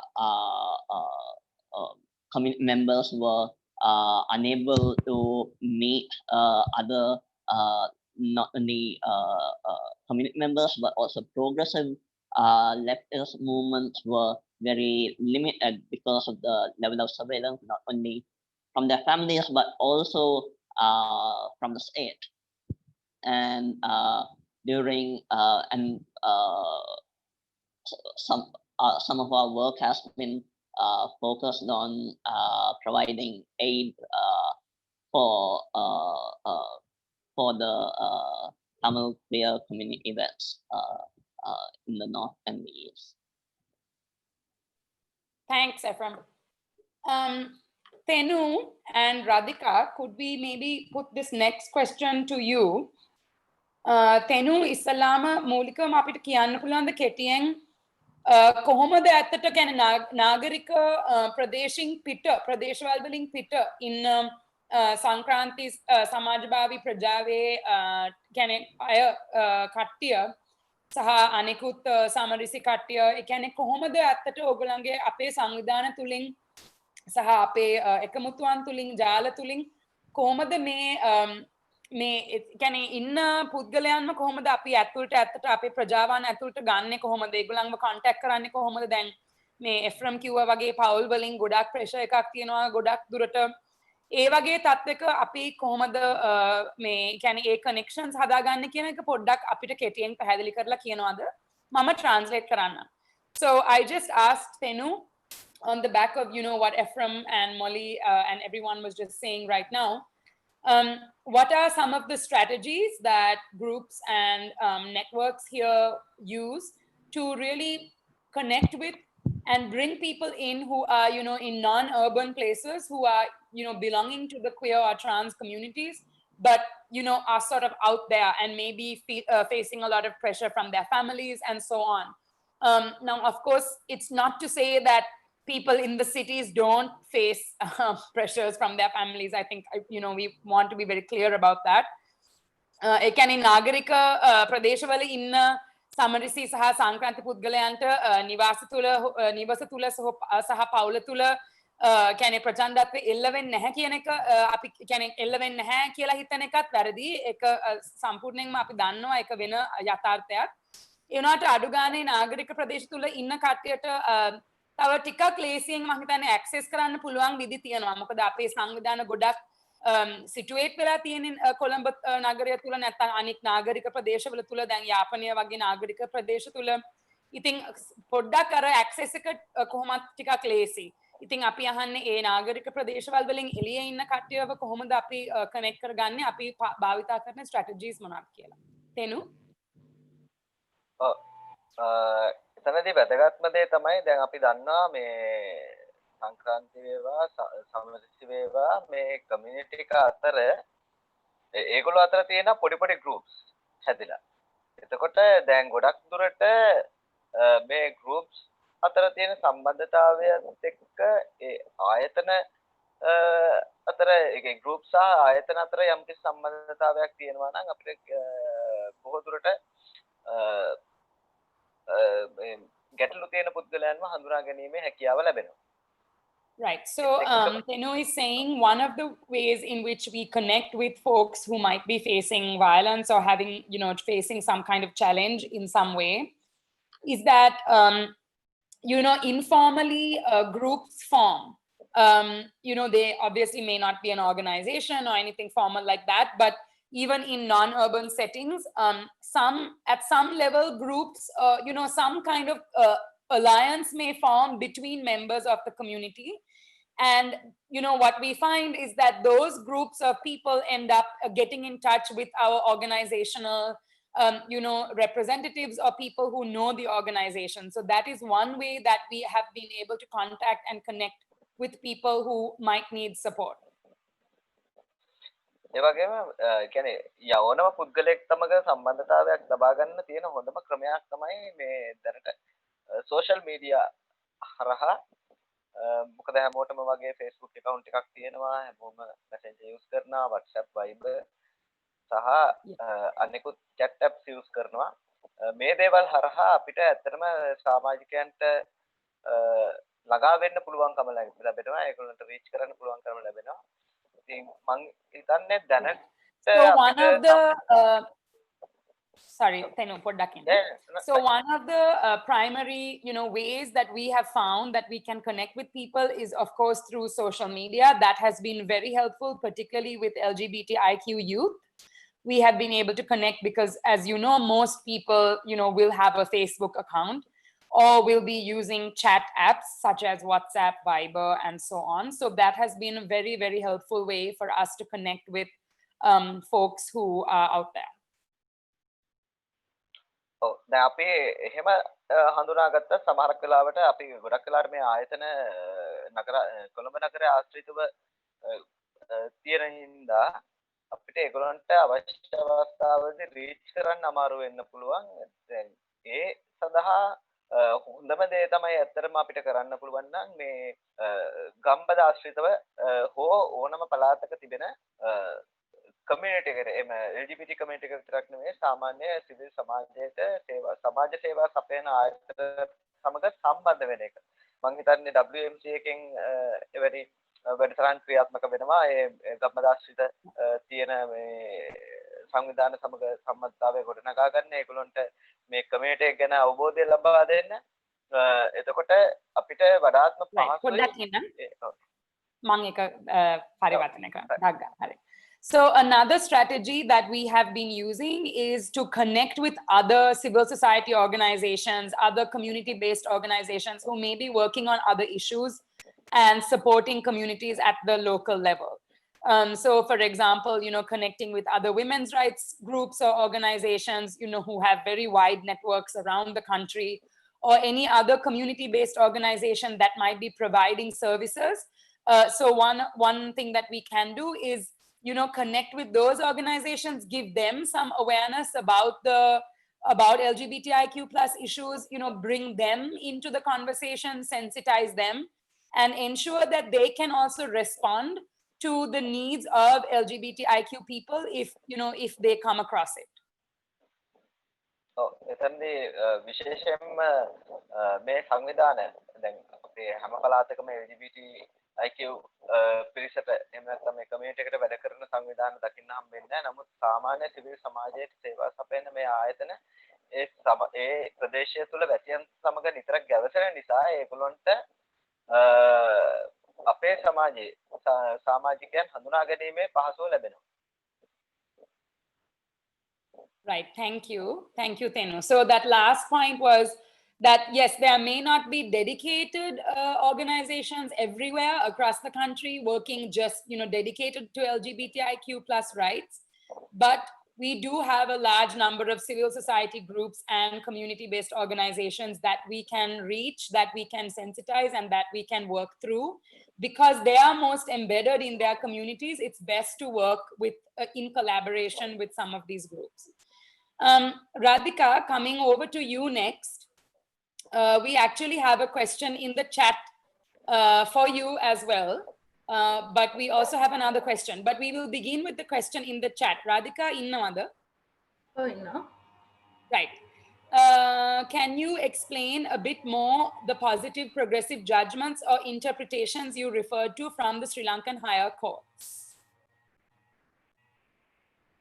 හරි මෙතන අපි මෑත කාලේ මේ විදිහට මම හිතන්නේ මේක LGBT අයිතිවාසිකම් ගැන සහ ඊට අමතරව සදාචාර moral policing සම්බන්ධයෙන් ලංකාවේ ඉහළ අධිකරණ මොනවද ඉප කරලා තියෙන්නේ කියන එක හරි ඉන්ටරෙස්ටිං 2014 දී සිද්ධියක් මතක ඇති කටුනායක ගුවන් තොටුපළේදී සුජාතික කාන්තාවක් බුදුරුවක් පච්ච කොටාගෙන ඉඳලා පොලිසියෙන් ඇල්ලුවා නයම් කෝල්මන් කියන කාන්තාව. ඉතින් ඒකට පස්සේ අය මූලික අයිතිවාසිකම් නඩුවක් දානවා. තමන්ගේ මූලික නිදහස අහිමි වුණා. තමන් කැමති විදිහකට ශරීරයේ එක පත් ප්‍රදර්ශනය කරන්න තිබිච්ච අයිතිය කියලා. පොලිසිය අතරම උසාවියේදී මම ඒක ටග් ගාලා ට්‍රාන්ස්ලේට් කරන්නම්. මට year එක මතක් කරන්න පුළුවන්ද රාධිකා? ඒක මේ මොන 2014. So Radika is saying she's beginning by referring to an incident that occurred in 2014, which she thinks is a very interesting example. So the incident that happened in 2014 was that a British citizen, a woman, was, detained at the airport on the grounds of having the tattoo of the Buddha on her body. ඔව් 2000 එතෙන්දී ඇත්තටම පොලිසිය අධිකරණයට කරුණු දක්වමින් කිව්වේ මේ පච්චය දැකීම නිසා මහජනතාව කුපිත වෙන්න ඉඩ තියෙනවා ඒ නිසා අපි ඒව අත්අඩංගුවට ගත්තා කියලා. So the grounds that the police gave the courts for that arrest was that they believed that the sight of the tattoo would kind of stimulate the public or panic the public in a wrong or dangerous manner, so it would be harmful. So they arrested her. That was the grounds that they gave to the courts. 2017 දී මේක තීන්දුව වෙනවා. මෙතෙන්දී ශ්‍රේෂ්ඨාධිකරණය ප්‍රකාශ කරනවා මිනිසුන්ගේ සදාචාරය පාලනය කරන්න පොලිසියට අයිතියක් නැහැ කියලා. So in 2017, the Supreme Court, Radika, Supreme Court. Supreme Court, yes. Supreme Court ruled on that particular case actually, saying the police does not have it is not within their jurisdiction to actually police based on this kind of morality. ඒ වගේම ලක්ෂ 7ක වන්දි ගෙවන්න කියලාත් ඇයට තීරණය වෙනවා. And also they said that the institution, the law enforcement institution, should actually pay compensation to this person. And the compensation came up to 700,000 Sri Lankan rupees. මේක සම්බන්ධ කරන්න කැමති මේකේ ප්‍රකාරණය දණ්ඩ නීති සංග්‍රහය 365 සහ 365 ආවගන්තුත් එක්ක. So I actually think that this is a good example for us to connect with the laws which are 365 and 365A. ඒ කියන්නේ අවිනීත ක්‍රියාවක් විදිහට සමාජයේ දකින්න ඉඩ තියෙනවායි කියලා බලයේ ඉන්න කෙනෙක් කරන උපකල්පනයක් නිසා ඒගොල්ලන්ට පුළුවන් ද මිනිස්සුන්ගේ හැසිරීම පාලනය කරන්න කියන කාරණය. So the question here is, on the basis of indecency, people in power, have the power to interpret what they mean by decent and indecent. So can they actually control the behavior of people based on this idea of their ideas of what is acceptable in a society or what is considered indecent? LGBT domain එකට අයිති නැති මේ නඩු තීන්දුවෙන් පස්සේ අපි ගත්තොත් LGBT සම්බන්ධයෙන් direct මොනවද තියෙන ජජ්මන්ට්ස් කියලා මේ සදාචාරය කියන කම්පොනන්ට් එක ඔළුවේ තියාගෙන 2016 දී අපිට මුණ ගැහෙනවා ශ්‍රේෂ්ඨාධිකරණයෙන් දීලා තියෙනවා මේ LGBT එහෙම නැත්නම් කැමැත්ත සහිතව ලිංගිකව හැසිරුණු වැඩිහිටි පුරුෂයන් දෙදෙනෙක් ගැන නඩු තීන්දුවක් ශ්‍රේෂ්ඨාධිකරණය මගින්. So though this particular case of this British woman and that arrest, though it is not directly linked to the LGBT community, I think it's a good verdict on this issue of public morality. But if we're going to, verdicts that directly were related to the LGBT community, we know that in 2016, there was a judgment about 2 males who were having sexual relations with each other. මේකේ සිද්ධිය කෙටියෙන් කිව්වොත් මේකේ ෆැක්චුවල් දේවල් ටික උනේ ප්‍රසිද්ධ රථගාලක තමන්ගේ මෝටර් රථය ඇතුලේ පුරුෂයින් දෙදෙනෙක් මේකේ දෛවයේ සරදමකට වගේ එක පුරුෂයෙක් මෙතන පොලිස් නිලධාරියෙක් පුරුෂයන් දෙදෙනෙක් පොලිසියට හසු වෙනවා ඊට පස්සේ ප්‍රොසිකියුට් කරනවා මේ 365 යටතේ. So the facts of the case are that in 2016, in a very well-known public car park, there were 2 males within, a vehicle that belongs to one of them who were engaged in sexual relations with each other and were caught by, quote unquote, caught by the police. But in fact, one of the people in the vehicle were also a member of law enforcement, but they were both prosecuted under 365, 365A. පස්සේ මේකට විරුද්ධ අභියාචනය කරහම ශ්‍රේෂ්ඨාධිකරණය ඔවුන්ට දීලා තියෙන දඬුවම අත්හිටවනවා. So because there was some kind of advocacy against this case, the Supreme Court actually suspended the sentencing.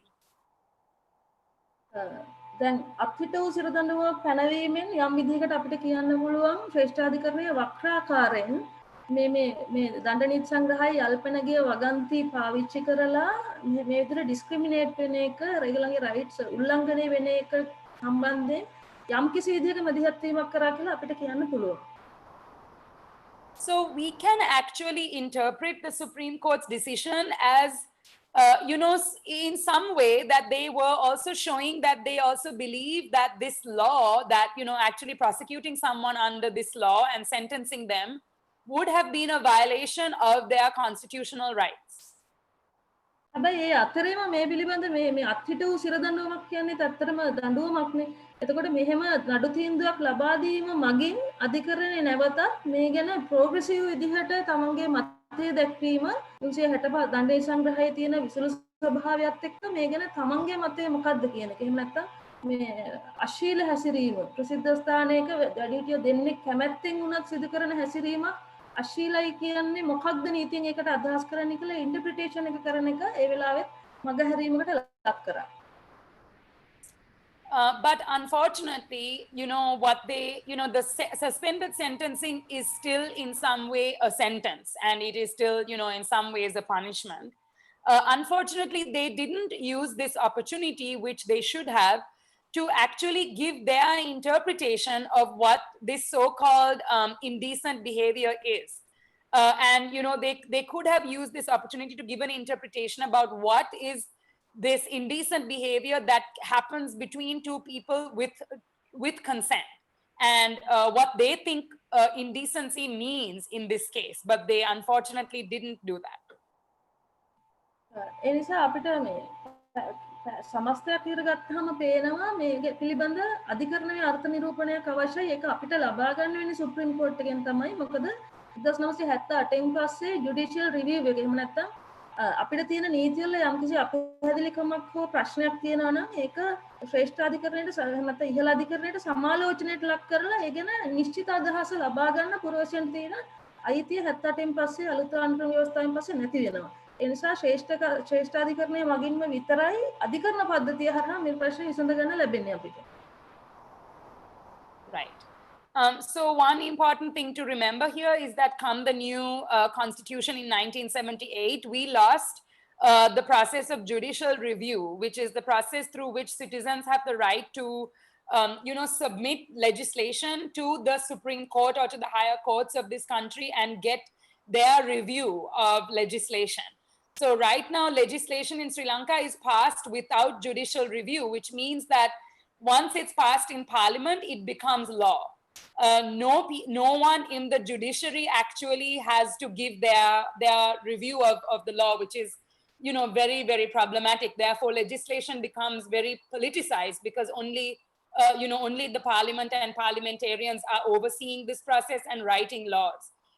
So until we have a process of judicial review enacted again, we have to fight for that, because actually what we need is the Supreme Court or the higher courts of this country to actually interpret these laws. We need their interpretations. With that, only with that can we kind of move forward on these issues.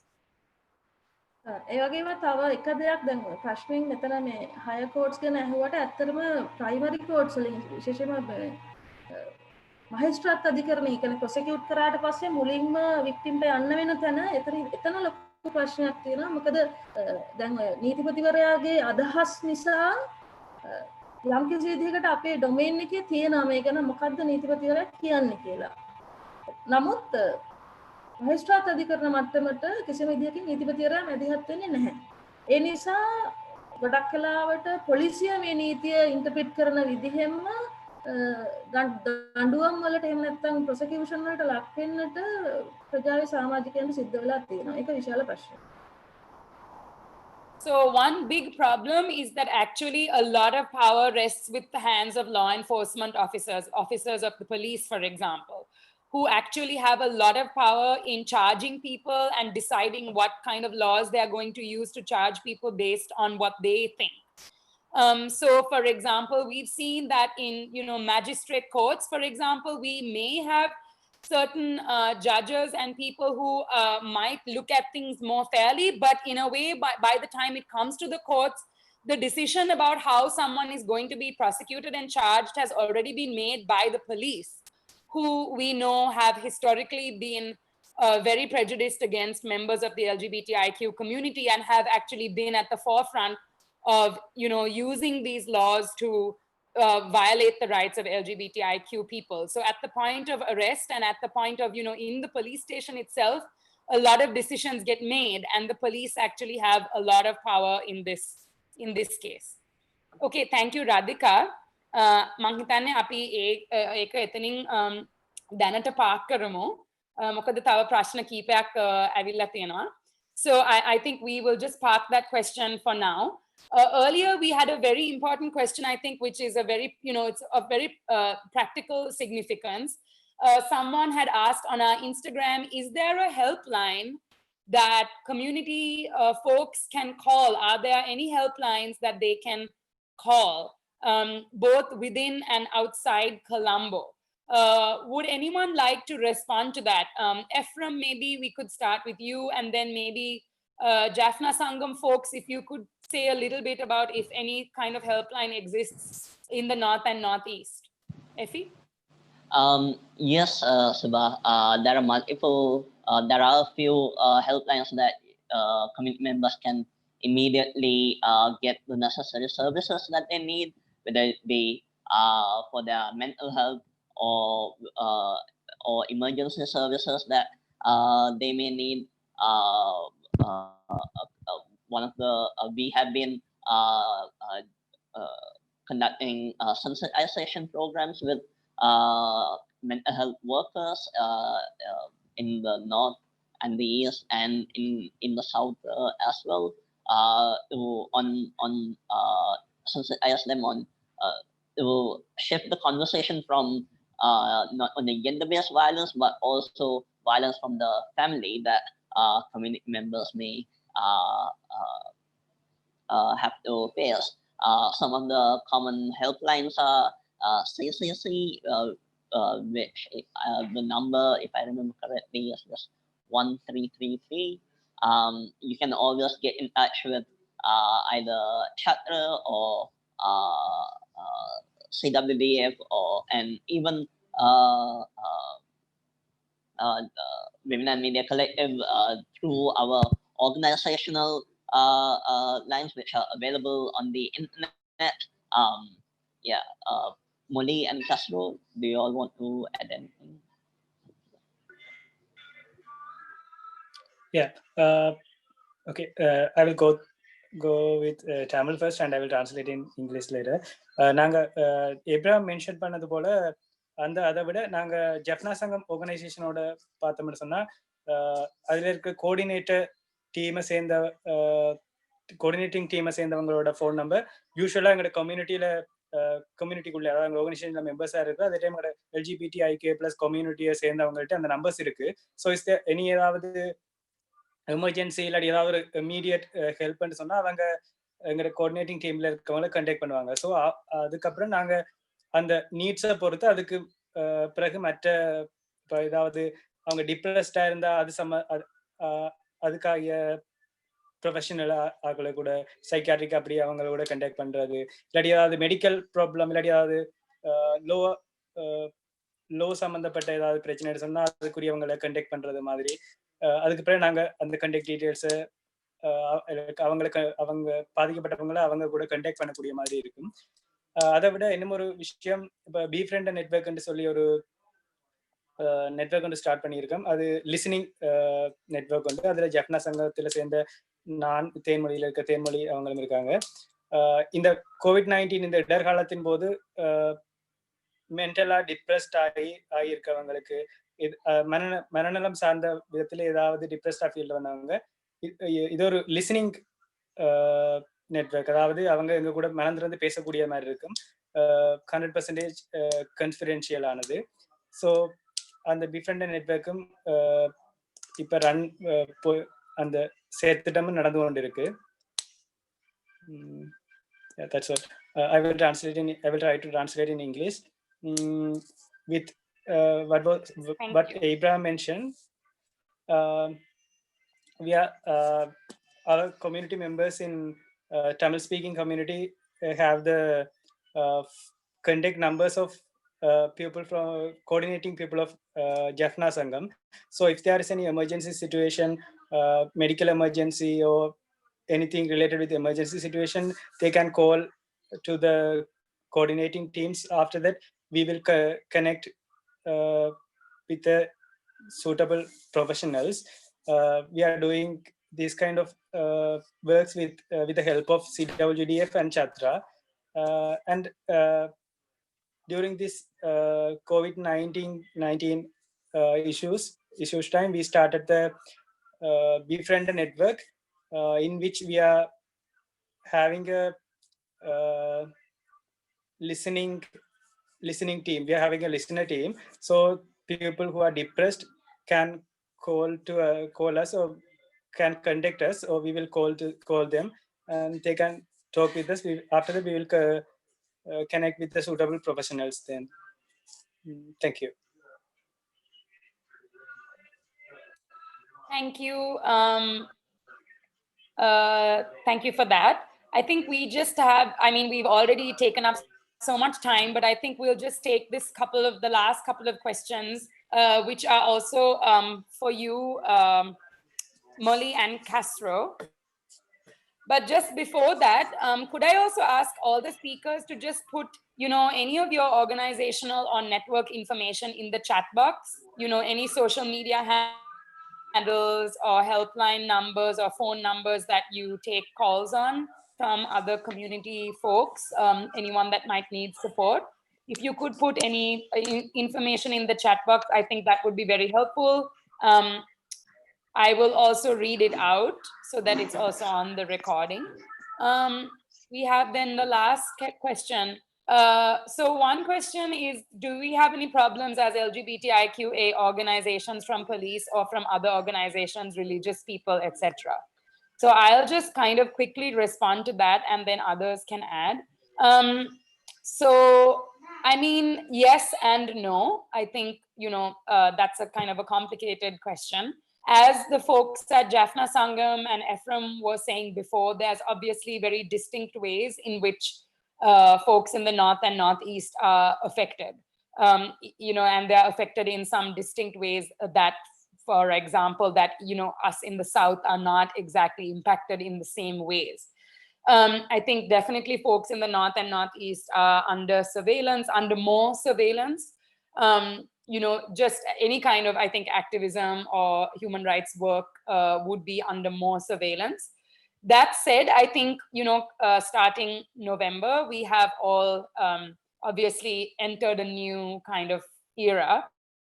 And we know that. And many activists and organizations, even in Colombo, in the South, have been very noticeably put under surveillance. So we know that because they have, we have been made to know it.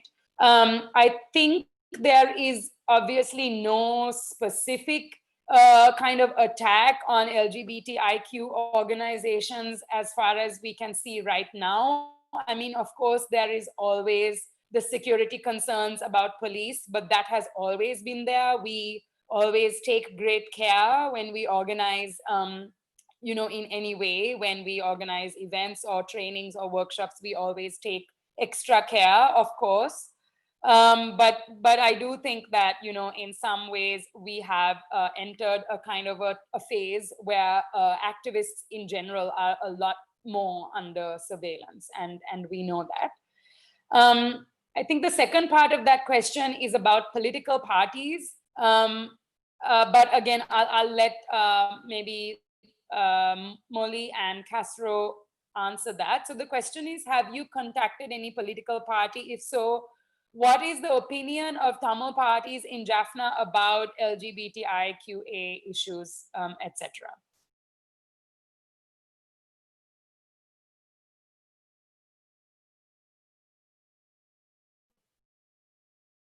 Moli or Kasro? Yes.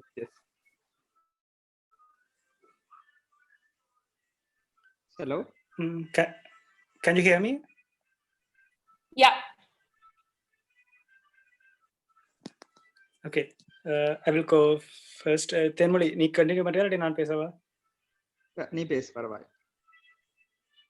Okay. I will go with Tamil first and I will try to translate in English later. தற்போதைய அரசியல் நிலைமையின்படி ஸ்ரீலங்காவில் NPP national people's power NPP அவங்க LGBTIQA+ உரிமைகள் சார்ந்த கொள்கைகளை mention பண்ணியிருக்காங்க. So அதற்காக நாங்கள் இங்கே எங்களோட நொதர்ன் ப்ரொவின்ஸில் என்பிபியோட ஒர்க் பண்ற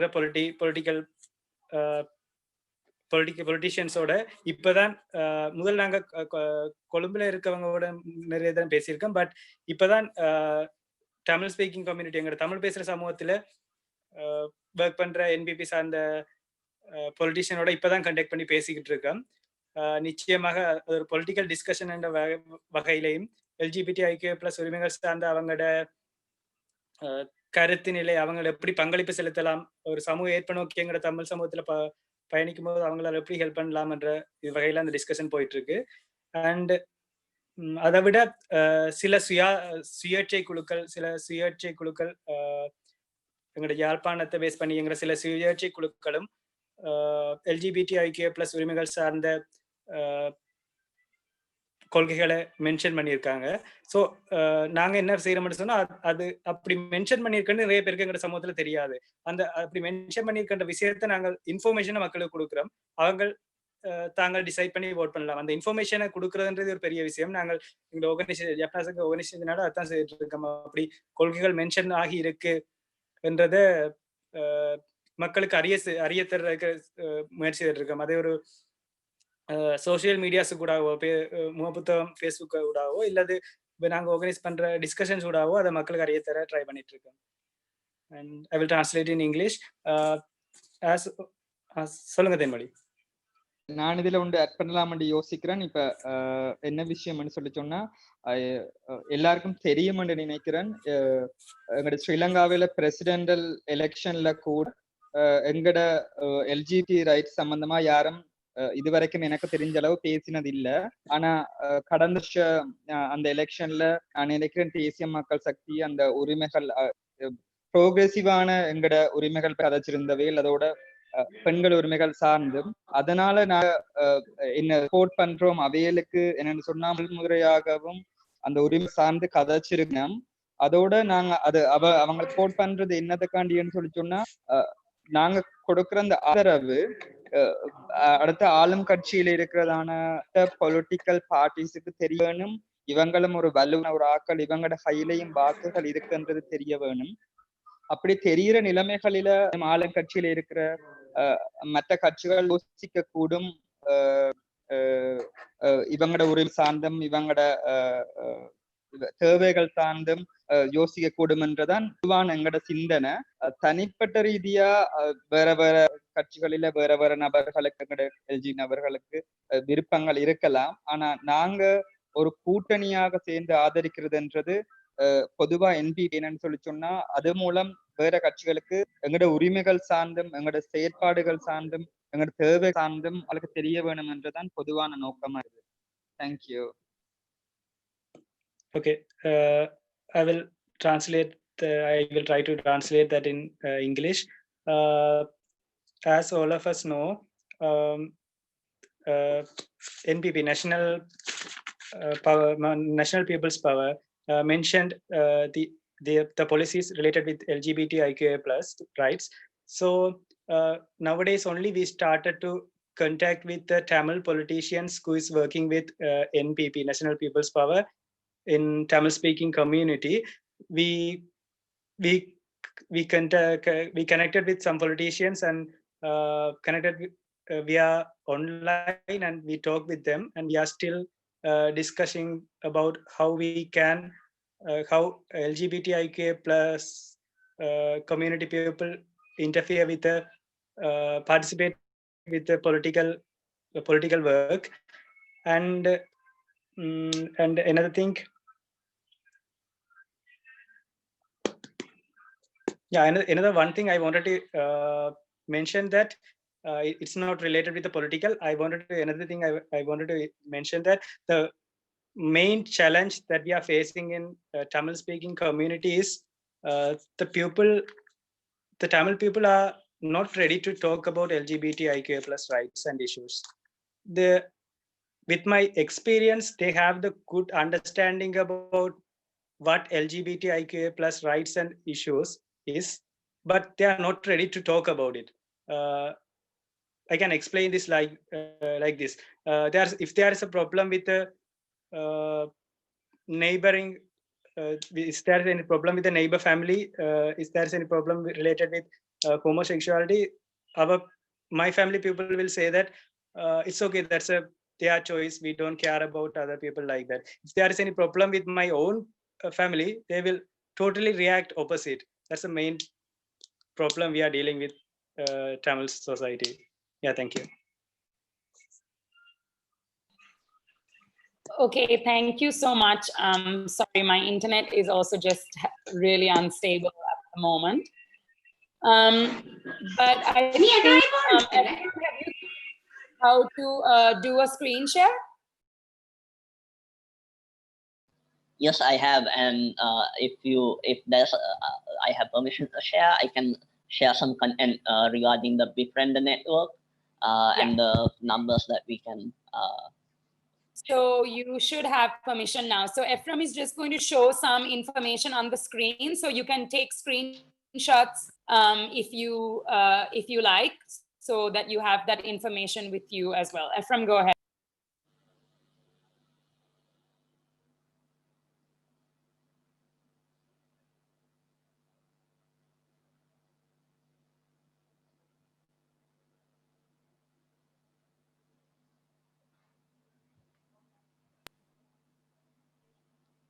Great, thank you. So just go ahead and take screenshots if you like. Ephraim, we lost the screen share. Oh, okay. Okay, so this is in Sinhala. We'll just give you a minute. Okay, Ephraim, I think we can do the other one.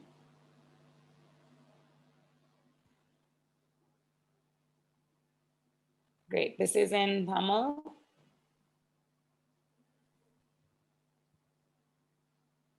Okay, and Ephraim, I think if you could just put the English one back on, I think you took it out very quickly, so.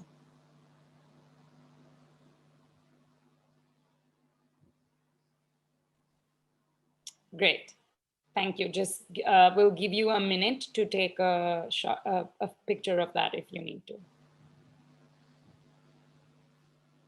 Great, okay, thank you. So I think we should wrap up because we have just taken, we've taken so much of your time, but thank you so much to everyone for being with us. We know that there's so much more to talk about. Oh, thanks, Pasan. Pasan is also sharing the files in the chat for the flyers that Ephraim just shared. We know that there's so much more to talk about, and we are so happy and encouraged that there's so much kind of interest in what's happening and what different folks are doing at the moment. We would love to do this again, and now that we know that there's, you know, actually quite a lot of folks who want to kind of have this conversation, we would be happy to try and facilitate this again. So a very, very big thank you to everyone who joined us, and a very special thank you to all our speakers for being here with us. And we are so sort of grateful, not just for you being here, but for all the work that you're all doing, you know, out there is in a very intersectional and inclusive manner. And we are very lucky to have all of you. And thank you very much. So basically what we will be doing is we will be uploading the recording from today onto our YouTube. We can continue taking questions on our Instagram. So please go to FemCon Sri Lanka Instagram and keep sending us questions. And we will try, we will get all of these folks to send in their responses, and we would be happy to share their responses with you and with others. So please do keep sending in your questions. We would be happy to continue doing that on Instagram. We will also put this recording probably on YouTube so that more folks can have access to this and watch this conversation. Thank you all very, very much, and happy Pride.